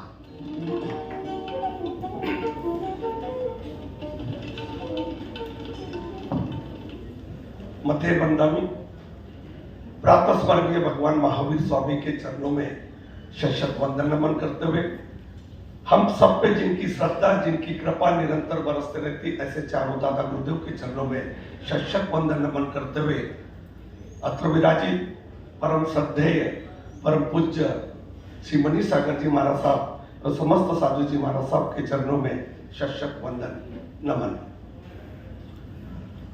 मैं देख रहा था छलांग एक चैलेंज है, लेकिन आज की छलांग निश्चित रूप से जिस तरीके से वो जो चैलेंज था उसको हमने एक्सेप्ट किया। सुबह की सभा और इसने विभिन्न संस्थाओं के पदाधिकारी जो वर्किंग डे में आकर इस सभा में सम्मिलित हो रहे, निश्चित रूप से यह हम अपने जिन शासन के प्रति, समाज के प्रति, धर्म के प्रति यह हम आपकी समर्पण है और उसका मैं आपका अभिनंदन करता हूं। जैसे कि कहा गया कि 2023 की ये कार्य अभी हाल ही में निश्चित रूप से बड़े पुण्यशाली, भाग्यशाली और गौरवशाली है कि हमें ऐसे आध्यात्मिक गुरु के चातुर्मास का आध्यात्मिक पर्व मनाने का अवसर प्राप्त हुआ। हमने वो पर्व बड़े जब तक धर्म आराधना के साथ कई संस्कारों से संस्कारित करने का महाराज साहब ने विभिन्न माध्यमों से, विभिन्न शिविरों के माध्यम से अथक प्रयास किए। मैं महाराज साहब आपके प्रति कृतज्ञता व्यक्त करता हूँ, नागपुर सकल जैन समाज की ओर से कृतज्ञता व्यक्त करता हूँ कि निश्चित रूप से आपके वो प्रयास हम सबको बड़े प्रेरणादायी है। अभी छलांग की जो बात बताई एक अपॉर्चुनिटी है, हमने इसको अपॉर्चुनिटी के रूप में लेना चाहिए। ये छलांग जैसे प्रफुल्ल भैया ने कहा बिल्कुल सही बात है, सटीक बात है, स्पष्ट बात है कि हमने इसको अपॉर्चुनिटी के रूप में लेना चाहिए। यदि महाराज साहब इस आध्यात्मिक पर्व के बाद, चातुर्मास के बाद यदि यहाँ पर कोई कार्यक्रम ले रहे तो वह कार्यक्रम के प्रति जिम्मेदारी महाराज साहब की नहीं है, वो हम सबकी है। वो जिम्मेदारी हमारी है। महाराज साहब ने एक लक्ष्य दिया, मगर उस लक्ष्य तक यदि पहुंचना है तो नहीं पहुंचना पड़ेगा। और ये एक ऐसा संस्कार यज्ञ है, ये संस्कार यज्ञ है। यज्ञ में जब तक सभी सम्मिलित नहीं होते वो यज्ञ पूर्ण नहीं होता। आज समाज को यदि सुरक्षित रहना है तो निश्चित रूप से जब तक कि हमारे बच्चे संस्कारित, संकल्पित और सुसंस्कारित नहीं रहेंगे, हमारा जीवन भी सुंदर नहीं रहेगा। महाराज साहब एक धर्म के मर्यादा में रहते, एक साधु जीवन में मर्यादा में रहते, यदि संसारियों के बारे में सोच रहे तो ऐसे बहुत बिरले संत होते जो धर्म की एक छत्र छाया में रहते, जिनका जीवन जिन्होंने समर्पित किया अपने आत्म कल्याण के लिए, लेकिन अपने आत्म कल्याण के साथ साथ इस समाज का भी कैसा कल्याण हो सकता, ऐसे जब विचार रहते तो निश्चित रूप से हमने ऐसे महाराज साहब के सानिध्यता में यहाँ पे जो कार्यक्रम आयोजित हो रहा है, हमने सभी ने उसमें समर्पण के भावना से समर्पित होना चाहिए। हमने आयोजन होगा 100% त्रुटियां होगी, 100%। हमने त्रुटियों को यदि दिखती है तो संबंधित सदस्यों को जानकारी देना चाहिए, हमने उसकी चर्चा नहीं करना चाहिए। केवल हम चर्चा न करें तो ये कार्यक्रम सफल और सुंदर है। महाराज साहब मोटिवेट, जैसे प्रफुल्ल भैया ने कहा, हमने उस लक्ष्य को प्राप्त करना पड़ेगा। उस दिन सुधीर व्यागर को भी मैंने कहा कि विदर्भ के पूरे डिस्ट्रिक्ट, पूरे गांव, मुख्यतः वहां के श्रावक वर्ग कैसा आ सकता, अमरावती से 10, अकोला से 10, यदि ये बाहर के लोग यदि आएंगे नहीं, बच्चे देख लेंगे, एंजॉय कर लेंगे, चले जाएंगे। लेकिन यदि हम कम से कम ये भी लक्ष्य रखें कि हम 300 पदाधिकारी जो पूरे विदर्भ में, महाकौशल में, इस ऐसी जगह पे वो आए, देखे, समझे और बाद में वहां पर जाके उसको एक्टिवली करें। नहीं तो होगा क्या, हम एक गैदरिंग के रूप में उसको मना लेंगे, खाना खा लेंगे, चलेंगे, बहुत बढ़िया कार्यक्रम हो गया, बहुत अच्छा हो गया, लेकिन ये तो हम आपके बिना भी कर सकते, लेकिन यदि ये आप है तो हमको कुछ नई ऊंचाई को पाना है। जैसे सुधीर भैया ने कहा, बड़ा है नागपुर, कभी छोटा सोचता नहीं और छोटा काम करता नहीं। नागपुर हमेशा हमेशा बड़ा काम ही करता है, और बड़ा काम करना ये हमारी फितरत है, हमारी आदत है, और इस लक्ष्य को हम निश्चित रूप से प्राप्त करेंगे। बच्चों को संस्कारित करने के लिए और कैसा हम लोगों को जोड़ना चाहिए, इस पे भी हमने ध्यान देना चाहिए। मैं श्री वर्तमान स्थानकवासी जैन श्रॉफ संघ की ओर से जिम्मेदारी लेता हूँ, आश्वस्त नहीं करता, जिम्मेदारी लेता हूँ कि जो भी जिम्मेदारी दी जाएगी, चूंकि थानक में कई बार शिविर होते रहते, उसमें मंदिर के भी बच्चे आते और 300 बच्चे हर साल उस शिविर में सम्मिलित होते, जो कि 7-7 दिन का होता। उन सभी बच्चों को यहाँ पर कैसा लाना, इनको कैसा सम्मिलित करना, और जो आयोजन समिति के जो आयोजन है उस पर पूर्णतः सहयोग हम तन मन धन से आपके साथ है। हमको आप जो भी जिम्मेदारी देंगे हम 100% उसको करेंगे। पुनश्च इस यज्ञ में हम सभी लोग अपनी समर्पणा से अपना सहयोग करेंगे। इसी अभिलाषा के साथ महाराज साहब के चरणों में पुनश्च वंदन नमन करते हुए आप सभी को सादर जय जय। हर्ष हर्ष। निश्चित रूप से त्रिपिया ने जो कहा, उनका अनुभव, और निश्चित रूप से उनके अनुभव का हम लाभ लिया भी है। अभी हमने इस प्रोग्राम को, आज मीटिंग भी उनके कहने पे ही यहाँ रखी है, और आगे भी उनके मार्गदर्शन में हम, और मैं चाहूँगा यहाँ पे जितने भी संस्थाओं के पदाधिकारी आए हुए हैं उन सबको मैं एक बार बुलाऊंगा, तो उनका जहाँ जहाँ भी संपर्क है, विदर्भ में, महाकौशल में, छत्तीसगढ़ में, वहाँ की संस्थाओं में वो फोन करके वहाँ के पदाधिकारियों को बुलाएं और यहाँ पे आमंत्रित करके बच्चों को भी ज़्यादा से ज़्यादा लाने की कोशिश करें, ऐसा हम प्रयास करेंगे। किसी भी कार्यक्रम को करने के लिए अर्थ की भी व्यवस्था रहती है। हमारे पास 51,000 के कुछ 4-5 नाम आए हैं, उसके अलावा 21,000 रुपये के 7-8 नाम आए हैं।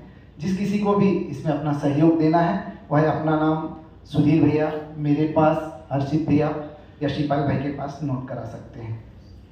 अंतिम वक्ता के रूप में श्री सुनील जी कर्नावट, मैं उन्हें आमंत्रित करता हूं, वे अपना वक्ता।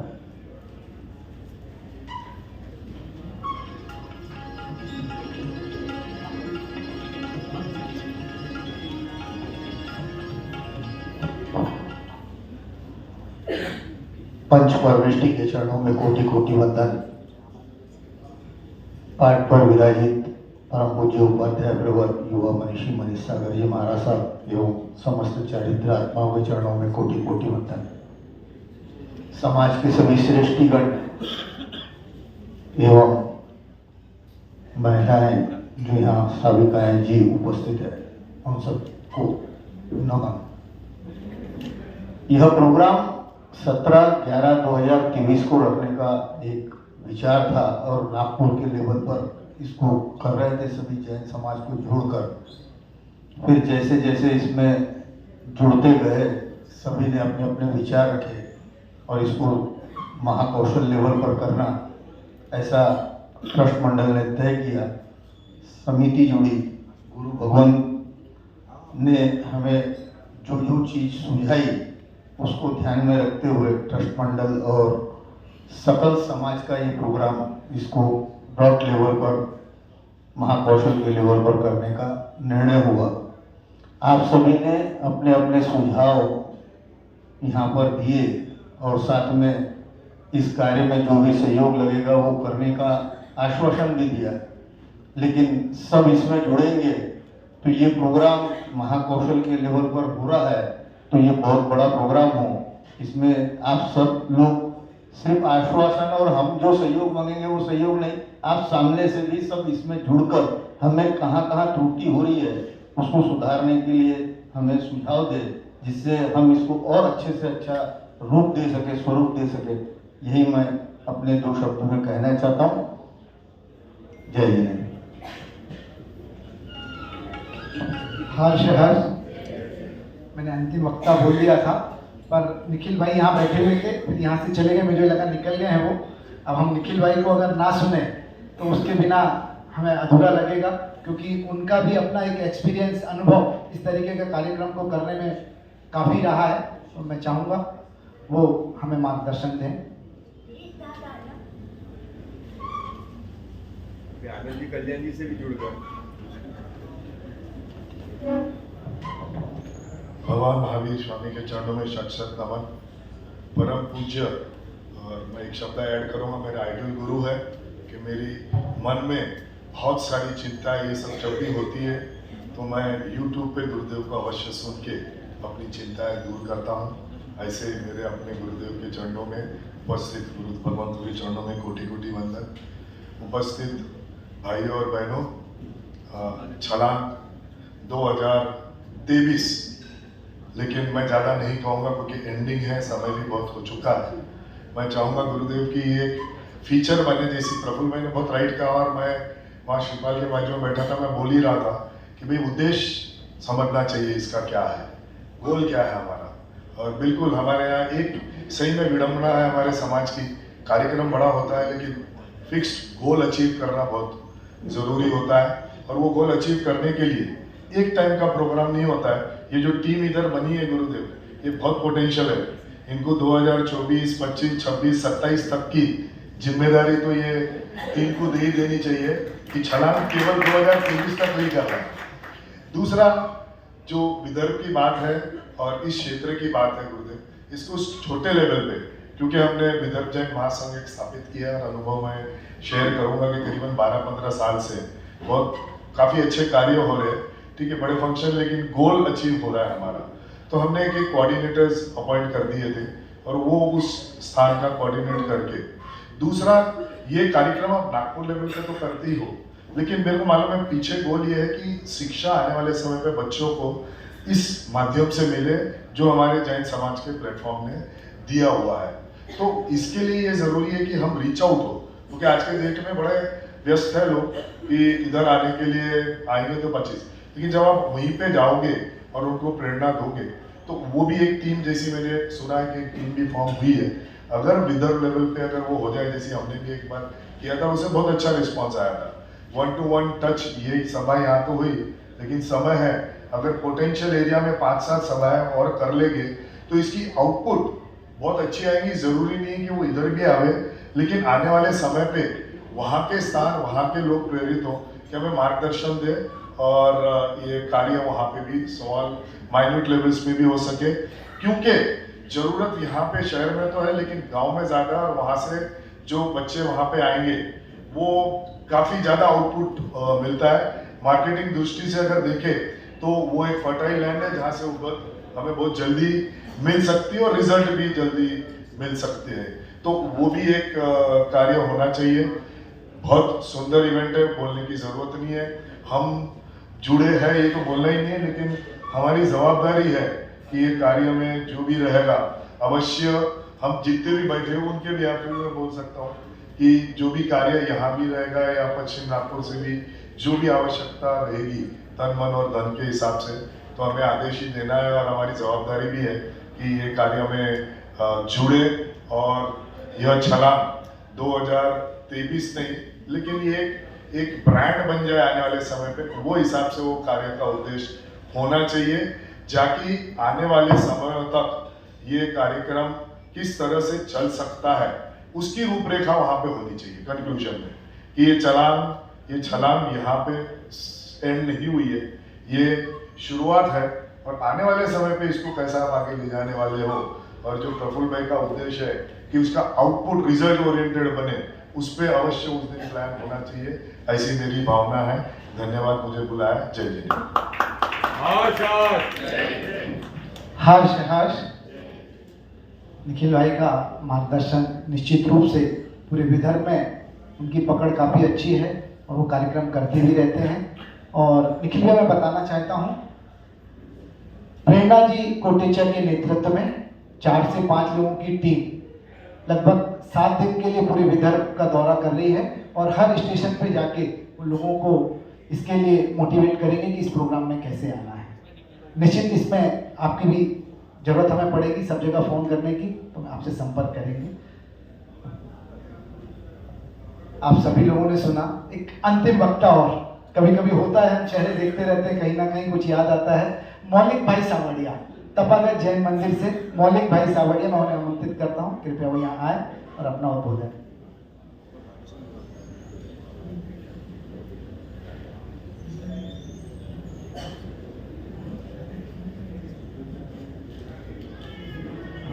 अत्र विराजित गुरु भगवंतों के चरणों में कोटि कोटि वंदन, सभी भाइयों बहनों को प्रणाम। सबसे लास्ट हूँ, ज़्यादा वक्त नहीं लूँगा। कुछ चीज़ें मेरे मन में काफ़ी समय से चल रही थी, सबको सुना मैंने, लगभग सब चीज़ें क्लियर हो चुकी है सभी लोगों को। लेकिन जैसे मैं यहाँ आया था उससे पहले मेरा भी मन में पिक्चर क्लियर नहीं था कि ये चालान क्या है, इसमें क्या होगा। ये सब पिक्चर आज क्लियर हुआ, क्योंकि आजकल सोशल मीडिया में इतने सारे मैसेजेस आते हैं ना, फ्लोट होते हैं, तो लोग छलांग पढ़ के आगे बढ़ा देते हैं, लोग कोई डिटेल में पढ़ते नहीं है। इसलिए इसका जो प्रचार करना है, इसलिए मैं टीम से कहूँगा कि जो भी हम कुछ एक ऑडियो विजुअल बनाए या कुछ सोशल मीडिया इन्फ्लुएंसर्स आज अपने समाज से भी काफ़ी सारे हैं जो सोशल मीडिया पे रील्स वगैरह अपलोड करते हैं, तो एक कोई अच्छी रील बनाए और उसको हम सोशल मीडिया में अपलोड करें ताकि इसके बारे में हम ज़्यादा से ज़्यादा लोगों तक पहुँच सकें। और छलांग को जैसे हमने देखा कि छलांग में हम काफ़ी सारी एक्टिविटीज़ कर रहे हैं, तो इन शॉर्ट एक कार्निवल है, तो ये इसको एक जैन कार्निवल का हम रूप देना चाहिए, ऐसा मेरा एक सजेशन है। बाकी जो भी जवाबदारी मुझे संघ की ओर से मिलती है मैं लेने के लिए तैयार हूँ और हम जुड़ के आगे हम काम करेंगे। धन्यवाद। हर्ष हर्ष, बहुत बहुत अनुमोदना। मौलिक भाई, आप सभी यहाँ पधारे, सभी ने अपने अपने सुझाव दिए।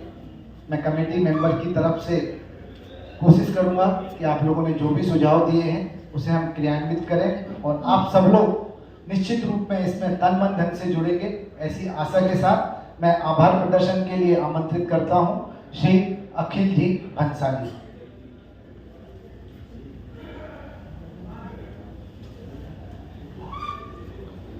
पंच परमेश्वरी भगवान महावीर के चरणों में कोटि नमन, चारों दादा गुरुदेव के चरणों में कोटि नमन। पूज्य गुरु भगवान पाठ पर विराजित गुरु भगवान आचार्य युवा मनीषी उपाध्याय प्रवर युवा मनीषी मनीष सागर जी महाराज साहब के चरणों में कोटि नमन। पाठ पर विराजित समस्त चारित्र आत्माओं को मेरा कोटि नमन। छलांग जैन बच्चों को संस्कार से सृजन रूप देने का एक प्रयास पूज्य गुरु भगवान की प्रेरणा से हमें प्राप्त हुआ। आप सभी ने उपस्थित होकर श्री योगेश जी लोनावत, श्रीमान श्रीपाल जी कोचर, श्रीमान सुधीर जी सुरना आदि सभी ने अपने वक्तव्य के माध्यम से इस कार्यक्रम की विस्तृत रूपरेखा आप सभी को बताई। आप सभी ने उपस्थित रहकर सहयोग, सरकार एवं मार्गदर्शन करने में तन मन धन से श्री अजितनाथ जैन श्वेतांबर मंदिर ट्रस्ट को करने में कटिबद्धता जताई। उसके लिए मैं ट्रस्ट मंडल की ओर से आप सभी का आभार एवं सम्मान करता हूं और आप सभी इस कार्यक्रम के पश्चात नवकार्सी का लाभ श्री संघ को देंगे, इसकी विशेष उपासना करता हूं। धन्यवाद। बहुत बहुत धन्यवाद अखिल भाई। कुछ लोग लेट आए थे, मैंने महाराज साहब से विनती की कि थोड़ी देर के लिए और हमको उद्बोधित करें और उसके बाद महाराज साहब को वंदन करके हम सब नवकार्सी के लिए पधारेंगे। एक 5 मिनट के लिए महाराज साहब को हम सुनते हैं और उसके बाद नवकार्सी के लिए। देखिए,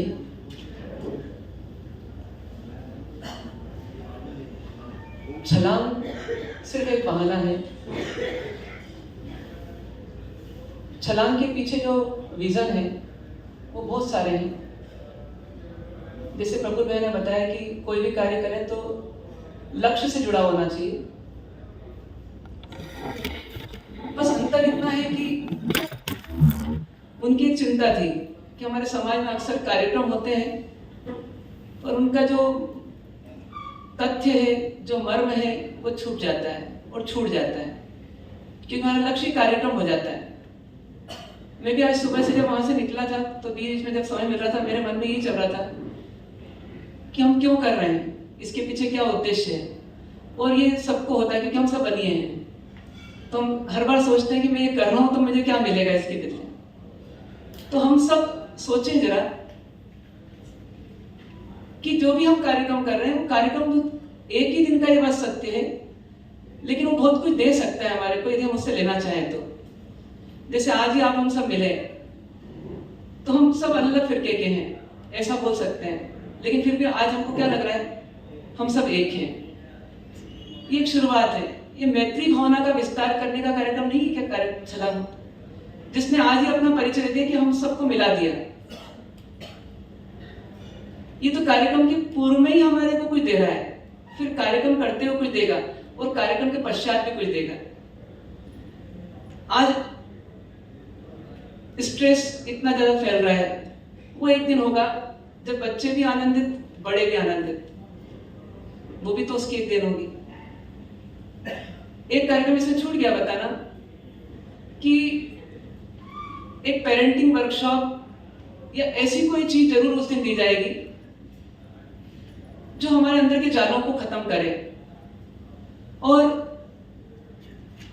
आज के यंग माता पिता 30 साल 35 साल 40 साल के, जो अक्सर न धर्म की धारा में जुड़ पाते हैं और न समाज की धारा में, और अक्सर उनकी स्थिति होती है कि वो अपने सोशल को स्वयं बनाते हैं और उनके सोशल नॉर्म से वो स्वयं बना लेते हैं, और उसका आधार बनता है कि जो उनका ज्ञान एब्रॉड का या मेट्रोपॉलिटन सिटीज का या टीवी मोबाइल आदि के माध्यम से होता है, उसके आधार पर उनके सोशल नॉर्म्स बनते चले जाते हैं, उनका सोशलाइजेशन होते चले जाता है। परंतु यहाँ वो देखेंगे कुछ ट्रेडिशनल सोशल नॉर्म्स भी।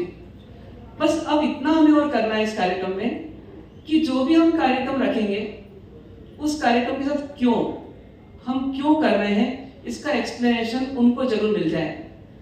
इतना स्पष्टीकरण शायद हर स्टॉल पर रहे कि व्यक्ति एक बार तो पढ़े या एक बार मन से सुने कि मैं ये क्यों अटेंड कर रहा हूँ। जैसे फूड स्टॉल से तो जैसे खाने पीने की व्यवस्था नहीं है, ये हमारे ट्रेडिशन को दिखाने की व्यवस्था भी है, ये हमारे अभक्ष रहित भोजन को स्वादिष्ट और पौष्टिक, जैसा श्रीपाल भाई ने बताया, ऐसी व्यवस्था संभव है ये बताने के लिए भी है।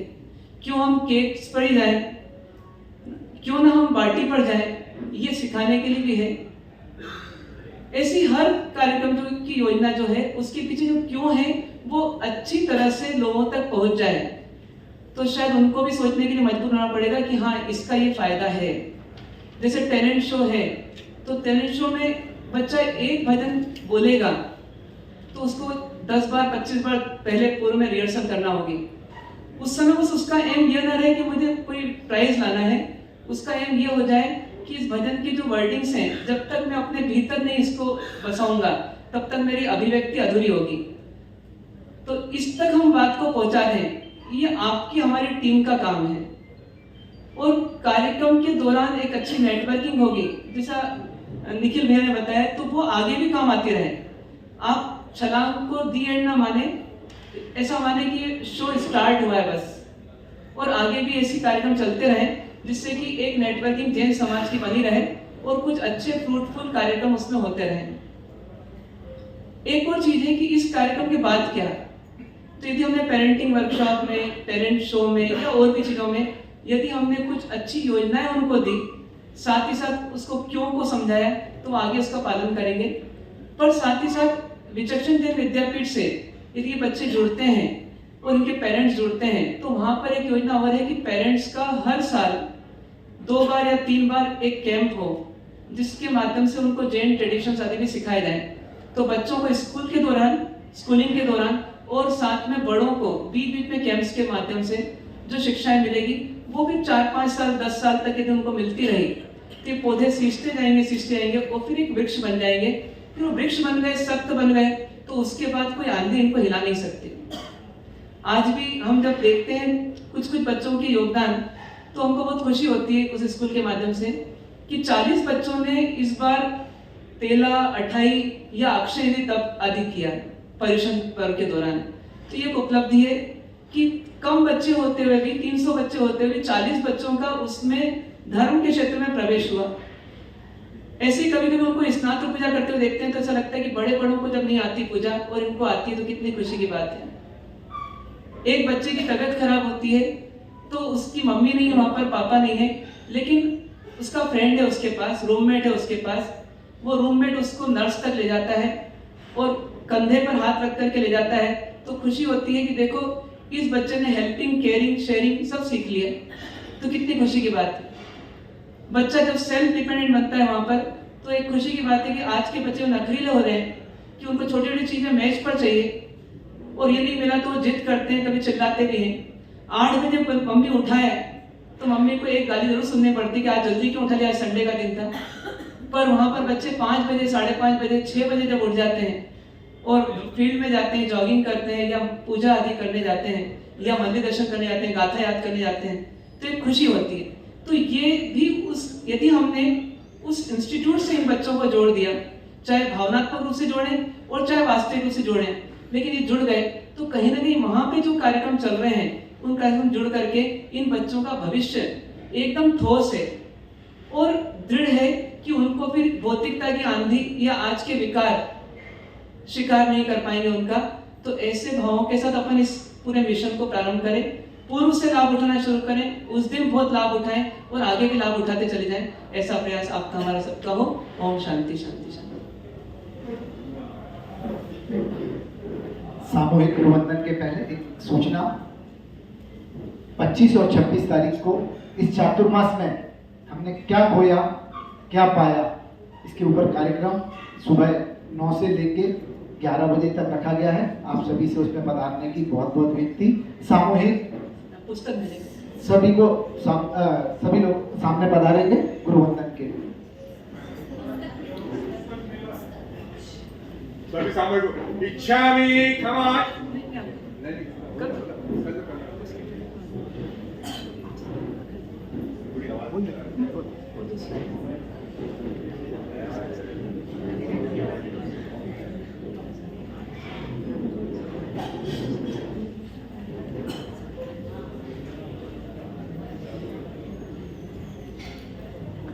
महाराज साहब लोगों की असीम प्रेरणा से अजीतनाथ जैन मंदिर में अभी कल और परसों एक पुस्तक मेला भी रखा गया है, जिसमें तकरीबन 2 से 3 हजार बुक्स सभी पंथों की वहां पर रखी गई हैं।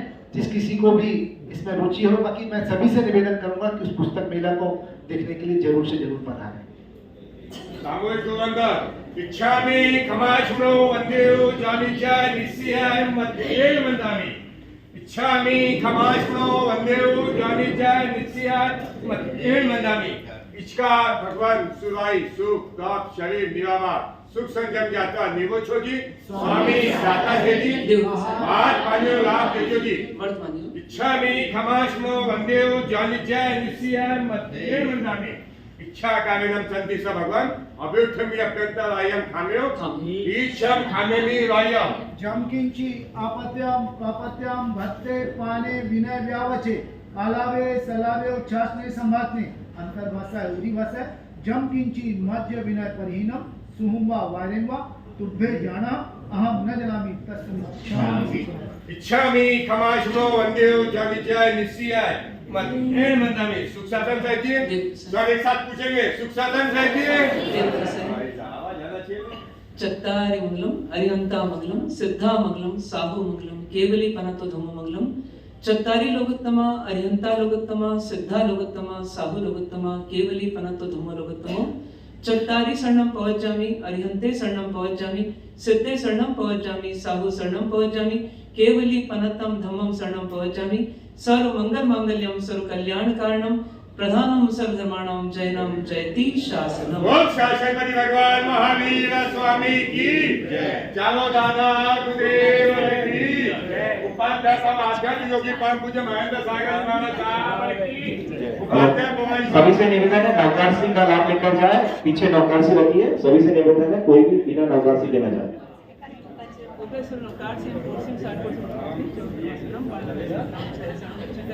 आइंदला नेवी गई थी 25 विकास